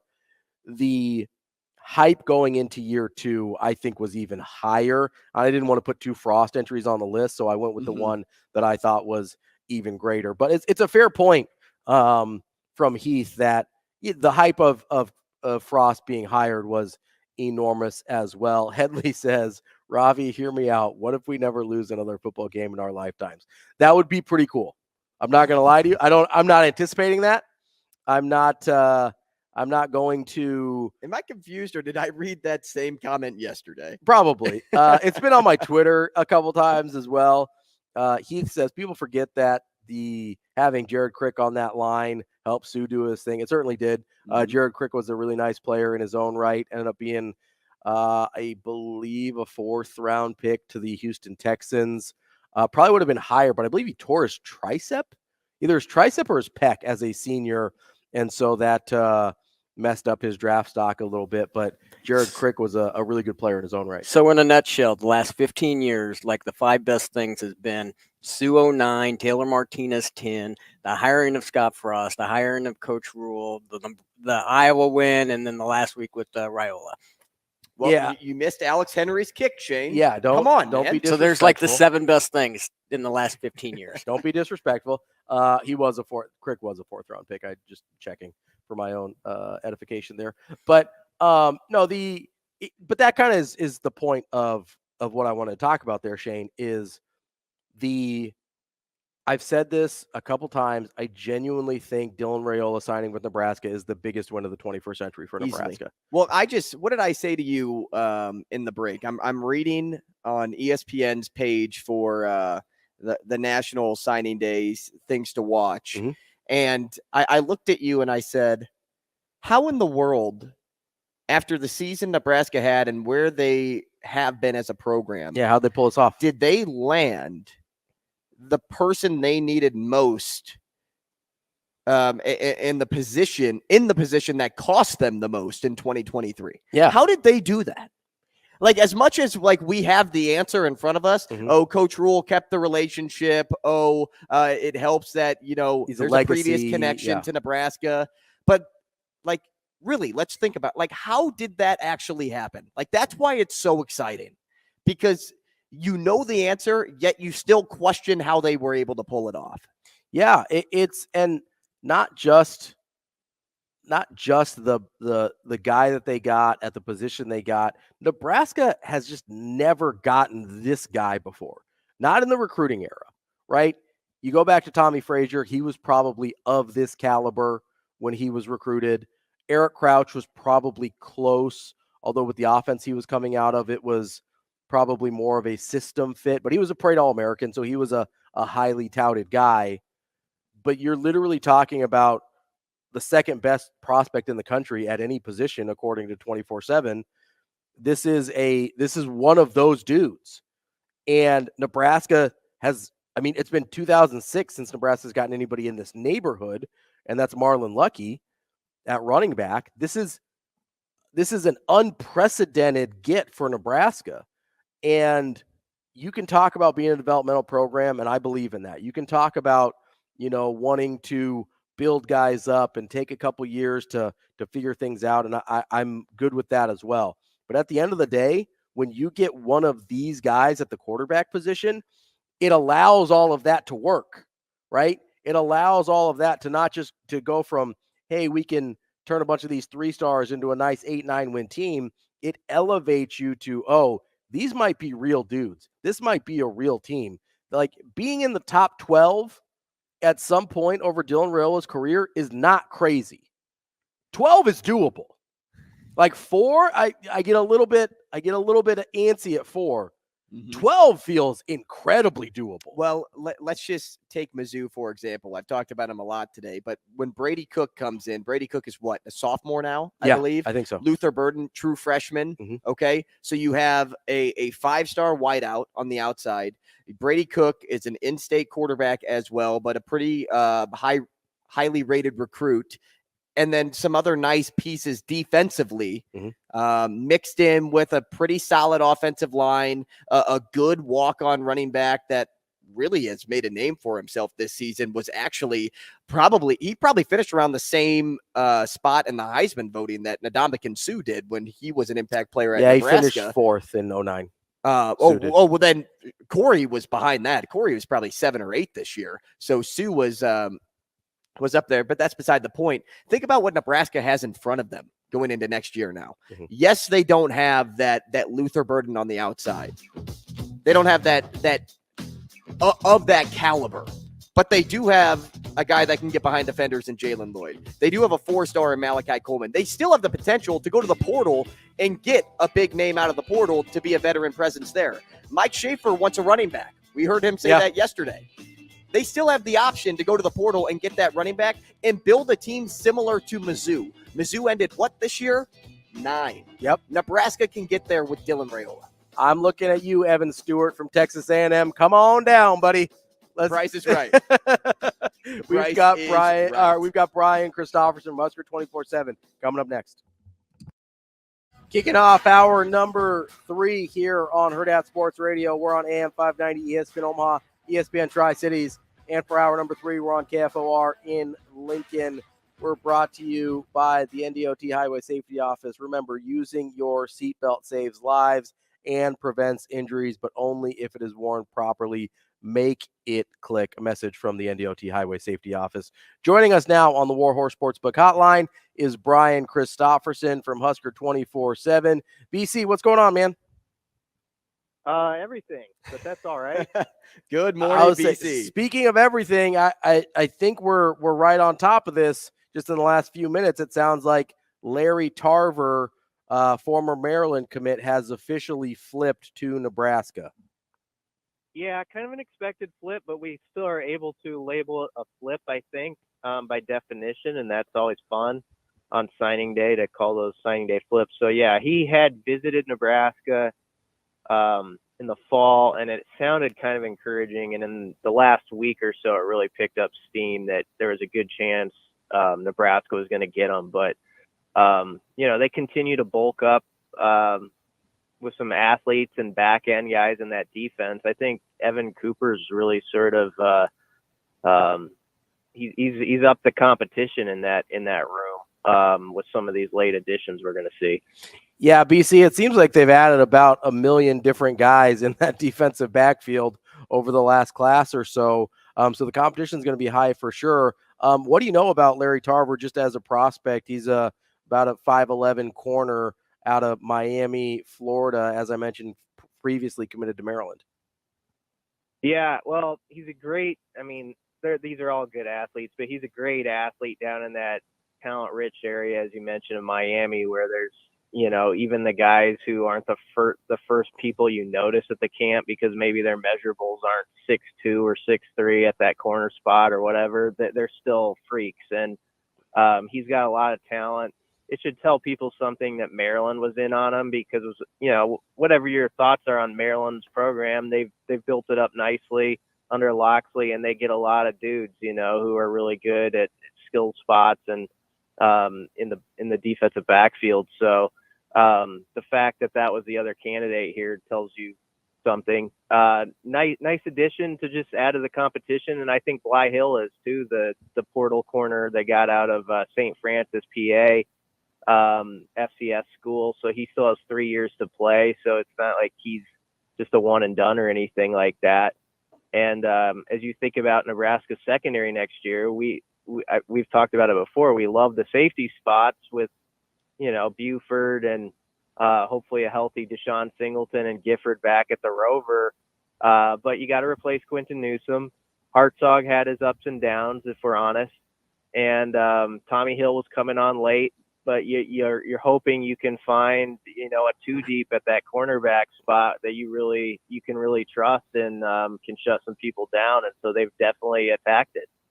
Man, you have my brain going here, BC. I feel like 3 questions wrapped into one, but I'm gonna start short or start small here. The first one being on that Bly Hill edition. I've seen a little bit of his film. I don't know how much you've watched, but it seems like he could work on his first step a little bit, but he does have some good length, some good speed. And then a follow-up to that, as you look at that defensive back position, that group, we know that Caleb Benning signed over to Nebraska this morning as well. How quickly do you see a guy like Caleb finding his way onto the field? So if you could start with Hill, if you know anything about him, if not, totally fine. It's pretty new. It's pretty fresh, but we've seen Caleb play for the last 4 seasons and know what he can offer. Well, Hill's dad, Leroy Hill, played in the NFL for the Seahawks and spent I think it was like 8 years in the league. So he's got really good genes. As you mentioned, he's got length. He's 6'3". There's not a ton of film on him, even huddle highlights, because he was kind of an under the radar guy out of Baltimore originally, but it probably tells you something that Nebraska handpicked him the way they did, and Evan Cooper really specializes in that. So you sort of have to trust his evaluation on it, and also the genes and all that. It seems like a good fit. We'll see. As far as Caleb, Caleb is just. Bo Pelini and coaches like to say he's a football player. They always say that, and you're like, yeah, I got that, but we know what that means. Caleb's just one of those guys you could roll it out and play in the parking lot on a Tuesday, and he'd perform and be one of the best guys. He just has a knack for making plays. So I never discount what he can get done and how quickly he can get it done. And obviously, knowing his dad and just the background he has of knowing the game, he's going to be a quick study, so you can't count him out. And I always think the secondary is a position where sometimes guys can emerge pretty fast as a freshman. Like Dwight Boodle, I think would have had a say more in things if he hadn't been injured this year. He was a guy they really liked, and he came on fast. So he's an example of how quickly it can sometimes come for a guy in the secondary. BC, another, quote unquote flip that has happened this morning is Vincent Shavers. He had decommitted from Miami a couple days ago, was on campus with Raiola this past weekend. How big of a pickup is Vincent Shavers for Nebraska? I love Shavers as a prospect. He's a guy, really great closeout speed. Just one of those Miami athletes again. This staff hit the Miami, Florida area hard in December. They were down there making sure they had their commitments sewn up with guys like Ja'Cory Barney and all that. But they were also looking, I think, knocking on the doors of some other guys, and Shavers is one of them that they've been interested in. They got him here for a weekend visit. He had been committed to Miami up until like the end of last week. Mm-hmm. I think it was just sort of a numbers game with Miami as to why that they parted ways. And we're seeing that at a lot of schools nowadays where they build up their class. I think we're seeing it at Nebraska a little bit, and then some guys just have to fall off at the end. But I don't think he's a lesser player by any means. And he comes in at a linebacker spot where Nebraska is going to need to bulk it up a bit. You're kind of entering that era post Henrich and Reimer, where you've got to find some guys. It's great that John Bullock's coming back for sure, mm-hmm. but some young players are going to need to kind of get in the mix. And I think that's probably enticing the Shavers. I know they love the visit. I've talked a little with his dad and just how, football centric this place is, but also there had to be appeal like, hey, the door is open for you to come and try to, work your way on the 2D pretty fast here. And that could be pretty appealing, especially if you're a defender who's like, I could maybe do that. And, oh, yeah, they were really good last year on that side of the ball. That's an exciting defense to play in. So I think Tony White's got a lot to sell right now. BC, we had this question pop up on the show earlier, and unfortunately haven't gotten to it just yet. But I think, talking about it with you will be the perfect time. This question coming over from Heath in our 7 o'clock hour. We spoke a lot with Caleb and Carter Nelson before we really got into more signing day talk and asking them about their relationships with this coaching staff, and both of them brought up how Coach Rule just was really a man of his word. And then Keith asked this question on the heels of Dylan Raiola saying in an interview that the thing he loves most about Coach Rule is he connects with his players. Do you think that's more telling of Coach Rule or more telling of the universities that passed on Dylan Raiola? Oh, that's a good question. I don't know on what else happened outside of our bubble. I do know, like with George and Ryle and all that stuff, I don't know for sure. So I can't speak. I'd just be talking out of turn. I do know that persistence matters, and making someone feel wanted is going to win you guys like Ryle on days like today. It's also going to win you guys in this day and age a couple of years down the road sometimes. Like, this is an era in college football where there's some guys who are signing elsewhere today, but if Rule and this staff is as good at relationship building as I think they are, you never know what might come around if they need to plug in a guy from the portal here or there a year or two from now, because they already had a relationship from recruiting him in this cycle. And so all that stuff matters. And all I know with Dylan Raiola is that a year ago at this time, I thought Nebraska was dead in the water with him. And I thought the relationship had flown with the previous staff. I thought they'd butchered it. And it was Rule and his staff that laid a foundation in that first month they were here, and they had all their assistant coaches go and visit them in January. No other staff had done that. Obviously his uncle's a coach, so that means something. We can't play naive about it. But I think that first month on the job, we'd be remiss to not go back and say that Rule and his staff sort of recalibrated the Raiola situation with Nebraska that gave them a chance in this final month to have happen what happened. Well, BC, to be fair, we're talking with Brian Christopherson from Husker 24/7. That wasn't just your perception of the situation, right? Like, the previous staff did butcher that relationship. Like, that's not really a secret at this point, right? Like, that's the actual position they were in. Well, yeah, I don't think it went well at the top with the head man, the last head man, and the recruitment of them. But what's done is done, and there was time to get that one off the ground again, and this new staff did a good job with it. So yeah, I think Rule definitely. Everybody's talked about the last month with Raiola, and for fair reason. There's probably a book to be written there if you knew everything. But the first month of it was with Rule joining the Husker staff, and the way they got after that recruitment, I think is just as pivotal in how this turned out. BC, speaking of Dylan Raiola and how things might turn out, how much do you think his impact could have on the 2025 class? I know he committed probably a little too late to have a huge impact on this year's class, but as you look forward, do you expect Nebraska to get a bump from the presence of Dylan Raiola in next year's class? I think they will if he's part of it. Maybe the starter plays a lot in 24 and it's just really looking good. Like, okay, they got their QB at Nebraska.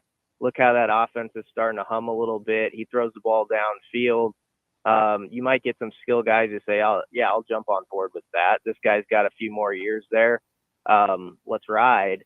And no doubt that could have an impact. Now we got to see how it plays out, over the spring and fall with Dylan, because a year from now is a long time. I mean, if somehow something happens and someone else is starting or, wins the competition or whatever. I know that it seems like it's not going to happen to people right now, but I kind of want to wait to see how it plays out. Then maybe it's not going to mean as much with next year's class as far as the Dylan Raiola factor. So definitely something to keep in mind, though. And while I'm on the air, I want to bring up Danny Kaelin because I was over at Bellevue West, and I just a great kid, and I appreciate on a day like this, that he's having his moment too, and he signed the papers and is not backing down from a challenge. And I was talking to a couple of his teammates, Isaiah McMorris and Dave Von Hall played with him, and they're like, that's just how he is. I mean, he's the kind of guy who lives for that fight, and he loves to compete and loves football, and so he's like, let's go. And so I like his mindset too as he goes into the competition, and he's enrolling early. So you never know how it's going to go, but obviously the Dylan Raiola thing has captured the imagination of some people, and nationally too. I've never seen nationwide Nebraska recruiting have a player focused on like we're seeing with Dylan Raiola. Well, BC, you mentioned that mindset. I brought it up earlier on in the show of how, like, realistically, I think how DK should be thinking is, I'm going to develop over these next 2-3 years. Yes, I'm going to compete, but my focus should be on development. Do you think that it should be his mindset too, or do you have a different way of thinking when it comes to Danny Kaelin at Nebraska? I think you just go into it with the thought of, like, I love to always see how I stack up against the best guy. They say this is the best guy.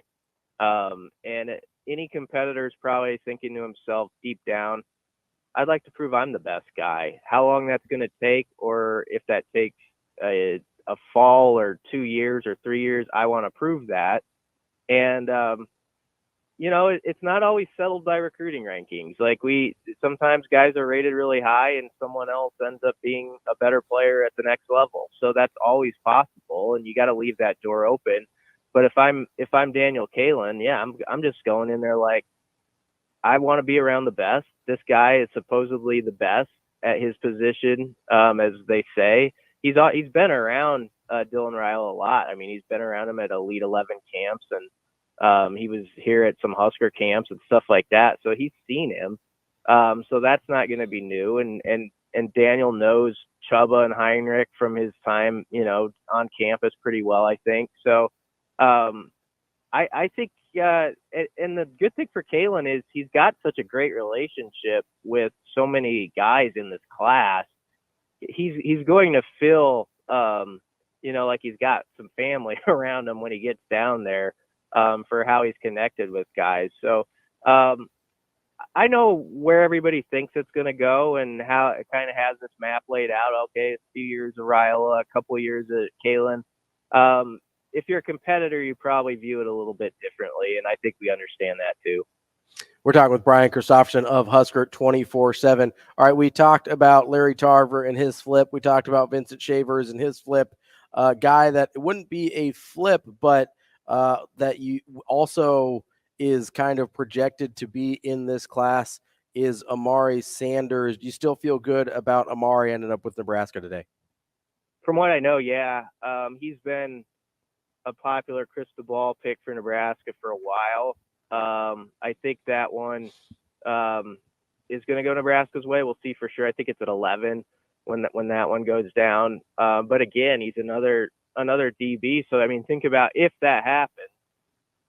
You got him, you got Tarver, you got Bly Hill. I mean, those are 3 DB adds today to the class to go with, obviously, Caleb, and I'm leaving people out.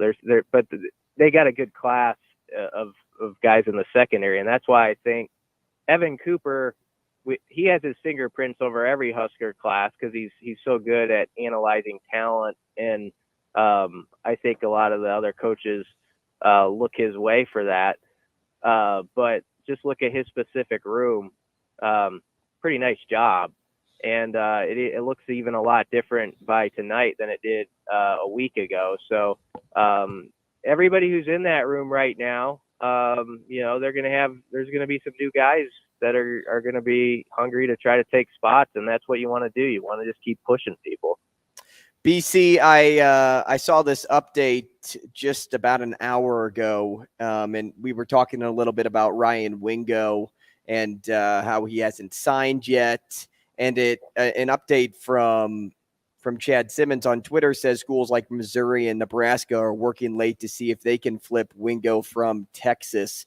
Mizzou, being as they are the state school, probably has a better edge than Nebraska. But are you hearing anything on the Ryan Wingo front in connection to Nebraska? I know Schaefer posted something on our board, and he'd been attacking this while I was up here at Bellevue West. And I think the belief is it's going to be difficult. So I think it's kind of a long shot, but it's not over till it's over. And then you asked about the Raiola effect. I mean, if there was one guy who, if Raiola had been committed to Nebraska since, say, May, where maybe you wonder if it would have been different, and I guess it still could be, it would be Wingo. He visited on that trip with all those big name guys, including Raiola in April or whatever it was. And we always looked at that weekend and said, is this going to be the weekend we always talk about? It didn't end up necessarily being that way, but I guess if Wingo somehow flipped, which I'm not saying, I think it's a long shot, but if that somehow happened, maybe we'll have to revisit that weekend and what it meant and the connection he had with Raiola and all that stuff. But I know there were people who the last few days have been asking, is there anybody who could flip dramatically on the last day? And he was the one name that sort of just floats out there. So until he signs with somebody, you keep your eye on it. And that's what we're going to do. BC, we've got about 3 minutes left here with you. Who out of the guys we haven't talked about? So we talked about some of the flips in Tarver and Shavers. We've talked a lot about Dylan Raiola, talked about Danny Kaelin. Outside of those guys that we've talked about, who is somebody in this class that you're really, really excited about? I'm pretty pumped up about Peters on the O-line. I think he's going to be a pretty good player. I think Braylon Prude, the linebacker out of Texas, is an under the radar guy. Mm-hmm. Probably doesn't get enough buzz. I think Ja'Cory Barney, who's going to enroll early, wide receiver out of Miami.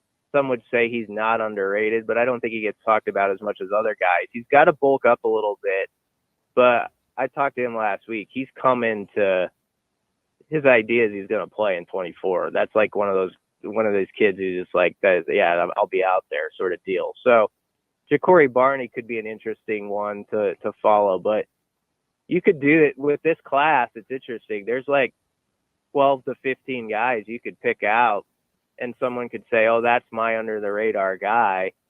And you could make a convincing argument for. And it's kind of the way this staff recruits. Yes, there's the headliners like Raiola and all that, but they very much trust their own evaluations.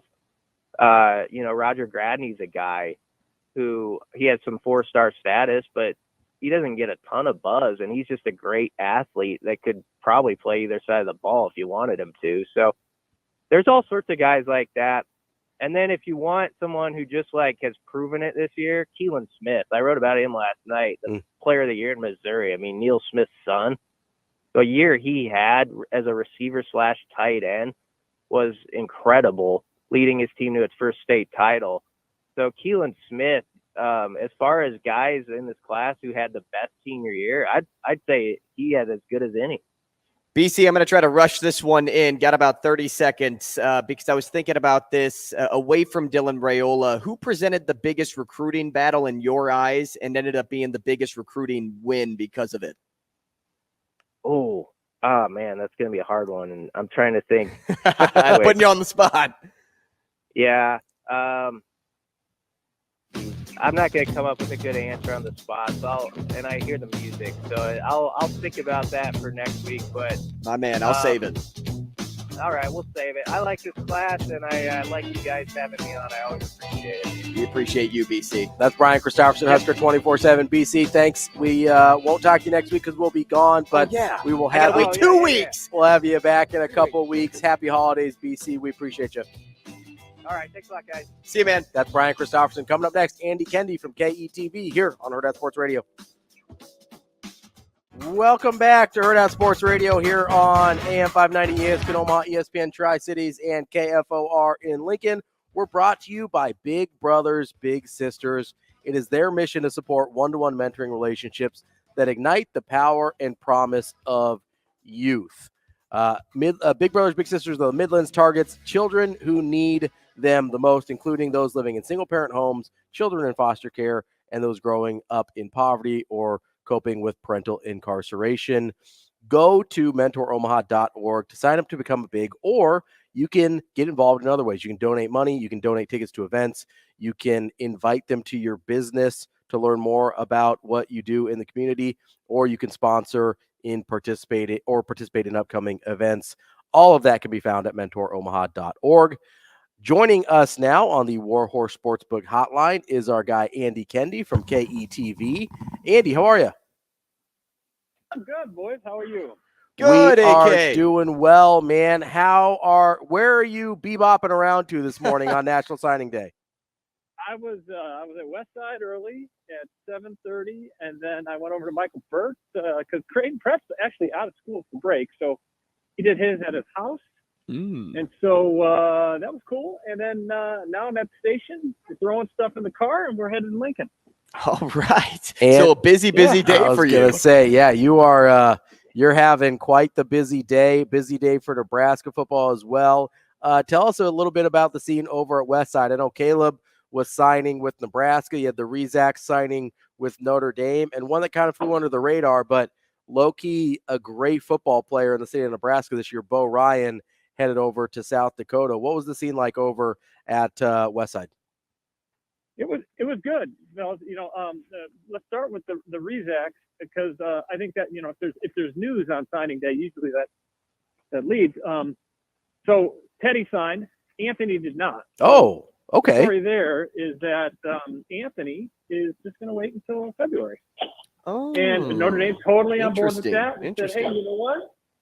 If you want to wait until February, all more power to you. So he did not sign. Today was Teddy's day, which was cool for him, and the whole family and was out, and so that was a neat deal. And then obviously with Caleb it's such a unique deal because of his family and his dad and second generation Husker, which is just such a cool story.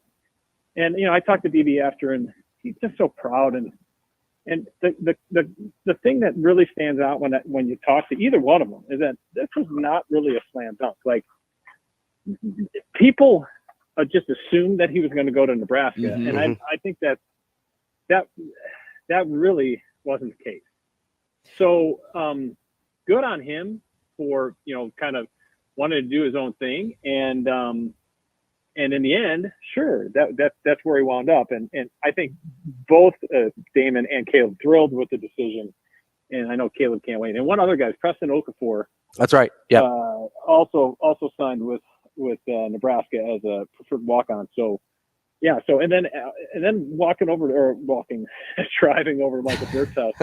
Long walk for you. That was a neat deal too. Yeah, he actually doesn't live too far from Westside, but it was a cool deal.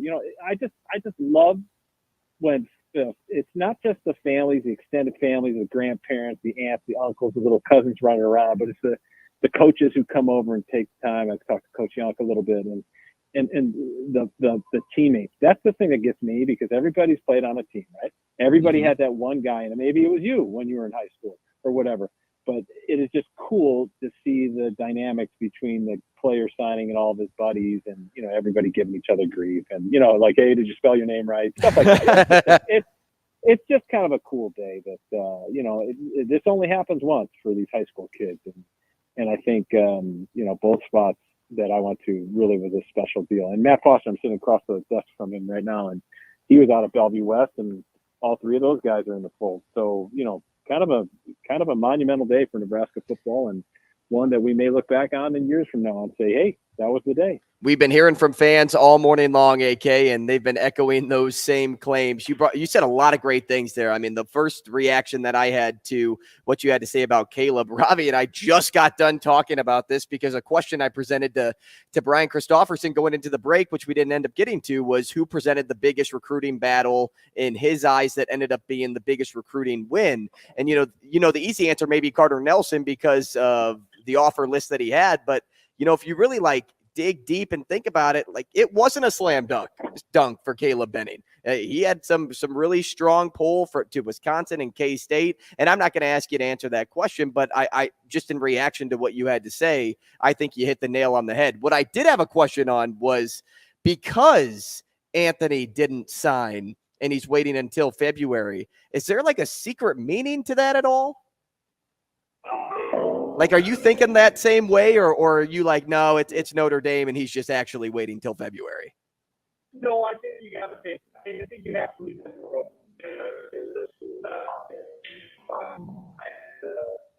I think AK, real fast. Let me butt in here. You now sound like a robot on the phone. Can we call you back? Can we just get you back on to answer?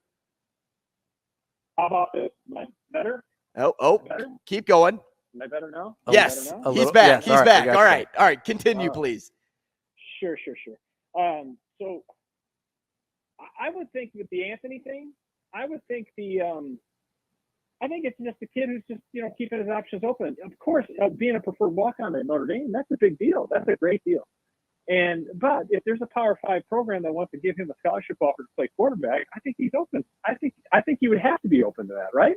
And there's no harm because February used to be the day, and there's really no harm in waiting because the walk-on thing is going to be there. And Notre Dame has given them his blessings in terms of, take your time. If you want to sign, you take your time, do whatever. It just boggles my mind that at this point, there hasn't been a Power 5 program that says Anthony Rizak is the guy we want at quarterback. The kid's a winner, and is he the perfect quarterback in terms of throwing motion and arm strength and all that?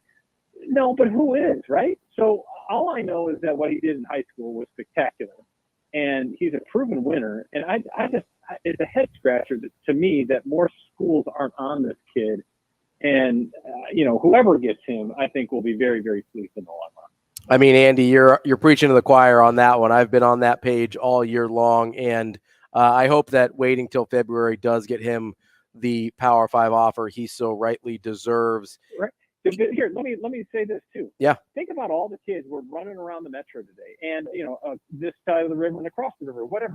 The player of the year in the state of Nebraska is Anthony Rizak. Mm-hmm. I mean, there's something to that. And granted, he's playing on a great team, but they're a great team in part because Anthony Rizak is running the show, right? I mean, that's the thing. That's the thing that that there's some disconnect with me. Like, how is this? Why? It just doesn't make. Something just doesn't make sense, and that's one of the things that is puzzling to me, and will continue to be. Well, especially with his athletic profile. I mean, it's not like he's a 5'9" guy that runs a 5'6" 40, and he just happens to be on a really good high school team. Is a 6'4", 200-pound kid that runs in the 4.5s. Like, this is a high level athlete at the quarterback position that, like you said, has done nothing but win essentially at the high school level. So yeah, I'm totally on the same page with you, Andy. One other thing I wanted to get to before we let you go, I know that I'm not sure if you'll be there tonight, but I think I saw Matt Foster will be out there tonight at the Creighton game for the Doug McDermott jersey retirement ceremony. Just in the grand scheme of Creighton basketball and all this, how big of a deal is this that Doug McDermott kind of finally gets his moment to look back and honor his contributions to the program?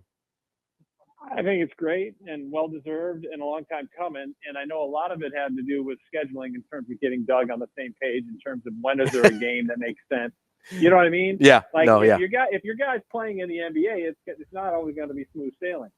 So you got to figure out a day, and because of this break between a game in Chicago and the game in Milwaukee, they were able to get him there on a day that is really a big deal for Creighton basketball as a whole. Mm-hmm. So I think it makes sense. He will go down as the greatest Creighton basketball player to have ever played for the Blue Jays, and he deserves it. I mean, he is what Creighton basketball is to this generation, and did nothing but shine a positive light on the school. And I don't think it's overstating it that Creighton isn't in the place they are today without the contributions of Doug McDermott. 100%.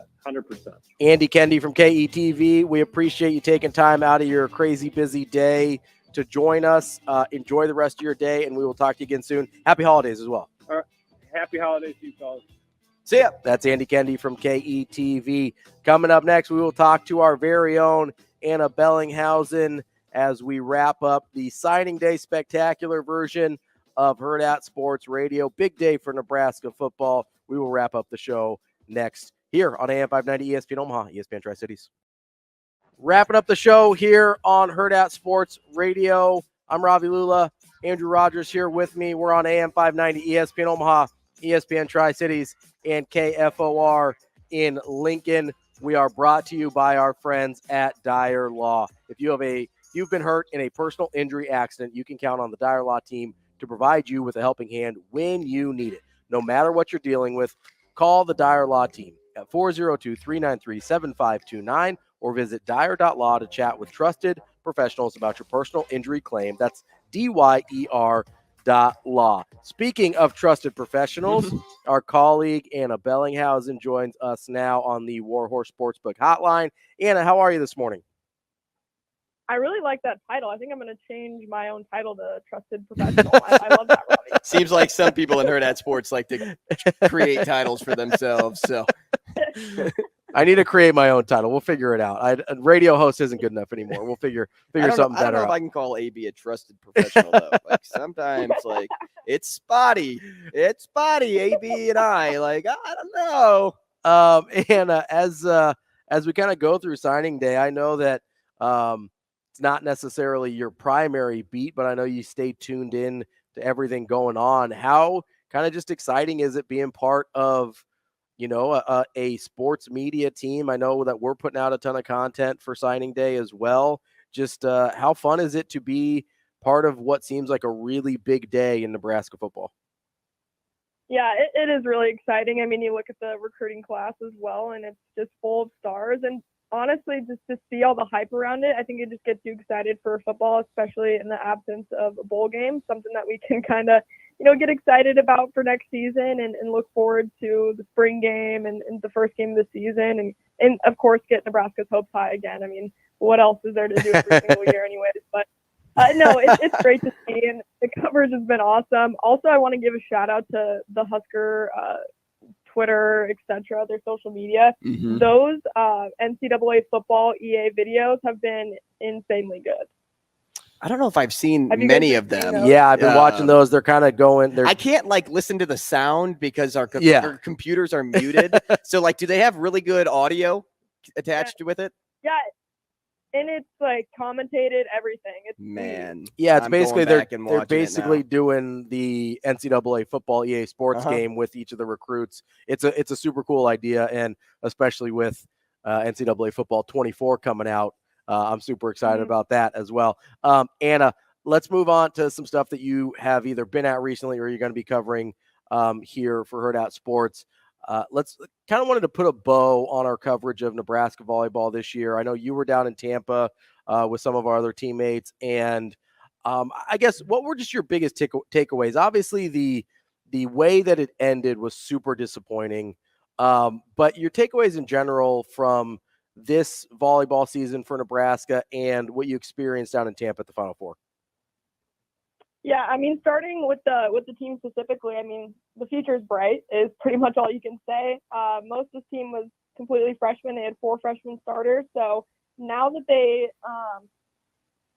just have this under their belt of a national championship and experiencing a loss in that, and I think this will serve them well down the line, of course. And you just look at how many of these players are coming back. Basically, everyone's returning unless you're transferring out is essentially how it's working right now. And all those starters are poised to return, and the fact that you have the experience, and even double the experience if you're someone like Allie Batenhorst and Lexi Rodriguez of losing a national championship twice now, it's got to fuel you, and you see all the talent you have surrounding you and the incoming freshmen even too. It has to be really exciting, and I just think in these next 3 years there has to be a national championship waiting for the Cornhuskers. So really exciting, but beyond the actual play, I would just say the event in general. It's always a step up every year. In one of the press conferences, I asked John Cook what's different about this year, because he's been to so many Final Fours and has been through this, and I thought he was going to talk about the team, like what's different about the team, but instead he said the event. He's like, every single year it feels like they take a step up and they up their game of how they welcome the teams, how they do the media. It's on ABC now. So he was just really complimenting how the NCAA made it feel like volleyball wasn't an afterthought, because he mentioned in that interview, he's like, sometimes we just felt like an afterthought, like, oh, we have to do the volleyball championship, like we have to do this. But now it's like, okay, we get to do this. There's so many eyeballs on the sport right now. And I think that was just really exciting. Becca Alec talked about it too, of, hey, this is just the start for volleyball and how big the sport's going to get, not only in Nebraska, but across the country. And I talked to every other team, beyond Nebraska, about just how Husker Nation supports and what Nebraska Day meant for volleyball. And Texas players, Wisconsin players were all very in tune with what Nebraska has brought to the table in terms of expanding the sport of volleyball and just getting it more viewership and selling out different arenas across the country. And everyone kind of always points to Nebraska, but I think everyone wants to make it bigger than just the state, which it obviously is, but I think it had to start somewhere, and Nebraska and Volleyball Day was kind of the catalyst of that. And you saw it pay off at the end of the year with how the volleyball championship was treated. It was on ABC, almost 2 million viewers on a Sunday, on an NFL Sunday too. So it's really good signs, not only for the Nebraska team, but also volleyball in general. Tons of great memories, as you said, AB, Volleyball Day, NCAA tournament, the run they made, the come from behind win in the regular season against Wisconsin. There were just tons of great moments. But my question to you is this: what do you also think will have a lasting impact on this team going into next season? I mean, I think it has to be losing in 3 sets to Texas. It's an easy answer and probably the most obvious, but I think you have to think about this loss almost every day. I mean, it's never going to leave your mind, and just having that happen to you on that stage will probably sit with them for a very long time. And I think it'll just fuel them even more. And you heard it in the press conference, and Harper Murray said it, and she's getting a lot of crap for it, of saying we want to win 3 national championships. I think we can do it. So I think it's going to light a fire under this team. And I think people talking about them and saying that might have been a cocky statement in the moment, I think that's going to fuel them too. And I mean, I'm not messing with the Nebraska volleyball team if I'm another NCAA opponent, but yeah, I think it has to be this loss and how Nebraska looked in that game. I mean, that was so not like that Nebraska team of not being able to receive a serve, and I think they're just going to look at the tape and say, man, like we have so much to prove of this team, and that doesn't define our season. Plenty of players said that after the game, so yeah, that's got to be the number one thing. We're talking with Anna Bellinghausen of Hurrdat Sports. Just a few minutes left with you here, Anna. So I want to switch gears to Creighton basketball a little bit. Obviously, a huge win for them over the weekend. I know you weren't able to be there because you were in Tampa, but I assume you will be at the game against Villanova tonight as they go to retire Doug McDermott's jersey. As Creighton starts off Big East play with this huge matchup against Villanova, how would you grade their early, say, the first third of the season so far? Yeah, I mean, you look at those 2 losses and they're games that you wish you could have back, of course, but I also think back to last year. This team lost 6 games in a row and still went to the Elite Eight. So I don't think there's any sort of panic for Greg McDermott. I don't think there's any panic within the team. And I mean, if I gave it a letter grade, it'd probably be around a B. And I think there's room for improvement, of course, in the losses. And even against Alabama, I mean, you lose Ryan Kalkbrenner there, and you have to find ways to protect the rim. And I think that's going to fall on the shoulders of Fred King. And I think we might see a limited Ryan Kalkbrenner tonight. So that's going to be a big question mark of how can Fred King step up and how can other players step up to protect the paint. But yeah, I think it's still a great start for McDermott and company. And they've done, I think, a great job to this point, maneuvering through that non-conference schedule and getting the wins they should have gotten, but also, you know, you look at ones that you wish you could have back, but that's okay. And that's part of the season that they're in, of course, with the non-conference slate and finding out who they are, what works, what doesn't work. And now I think they have a good grasp on, hey, this is the things that we do that make us lose. And now they can kind of snowball that into conference play. And they face a really good Villanova team that has their bad nights too, but has also beaten North Carolina and Memphis, top 25 teams. So it's a team that might be a little confusing just of their caliber that they're at, but you know that it's a team that can beat you on any night and a team that Creighton can go out and beat as well. So I think they can't take Villanova lightly, and I don't think they will, but it's going to be an electric night at CHI. You mentioned the Doug McDermott retirement, and there's going to be a lot of emotion, so we'll see how they handle it. Jersey retirement. He's still going to be playing for the Spurs after tonight. Yes, jersey retirement. They're not retiring the man. Yeah, they're not like putting him out to pasture or anything. Anna, we appreciate your time. We love talking to you as always, and we will catch you again. Catch you on the flip side. Catch you on the flippity flop. All right, Anna, we'll talk to you later.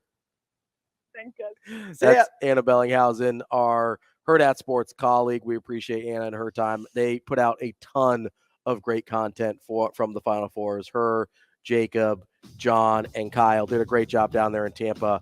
So we appreciate them for sure. That is our show for today. Tomorrow we will be back. Have a great lineup for you. We will recap. Maybe we'll have some surprises from Ryan Wingo today. Maybe, I don't know. That'd be crazy. That would be crazy. I think that might lead the show if that happens. But we will recap signing day. We also have our regular Thursday guests as well. We'll have a great show for you. Appreciate everybody chiming in on AM 590, ESPN Omaha, ESPN Tri-Cities, and KFOR in Lincoln. And, of course, Twitter, YouTube, and Facebook. We'll have more Hurrdat Sports Radio tomorrow. Adios.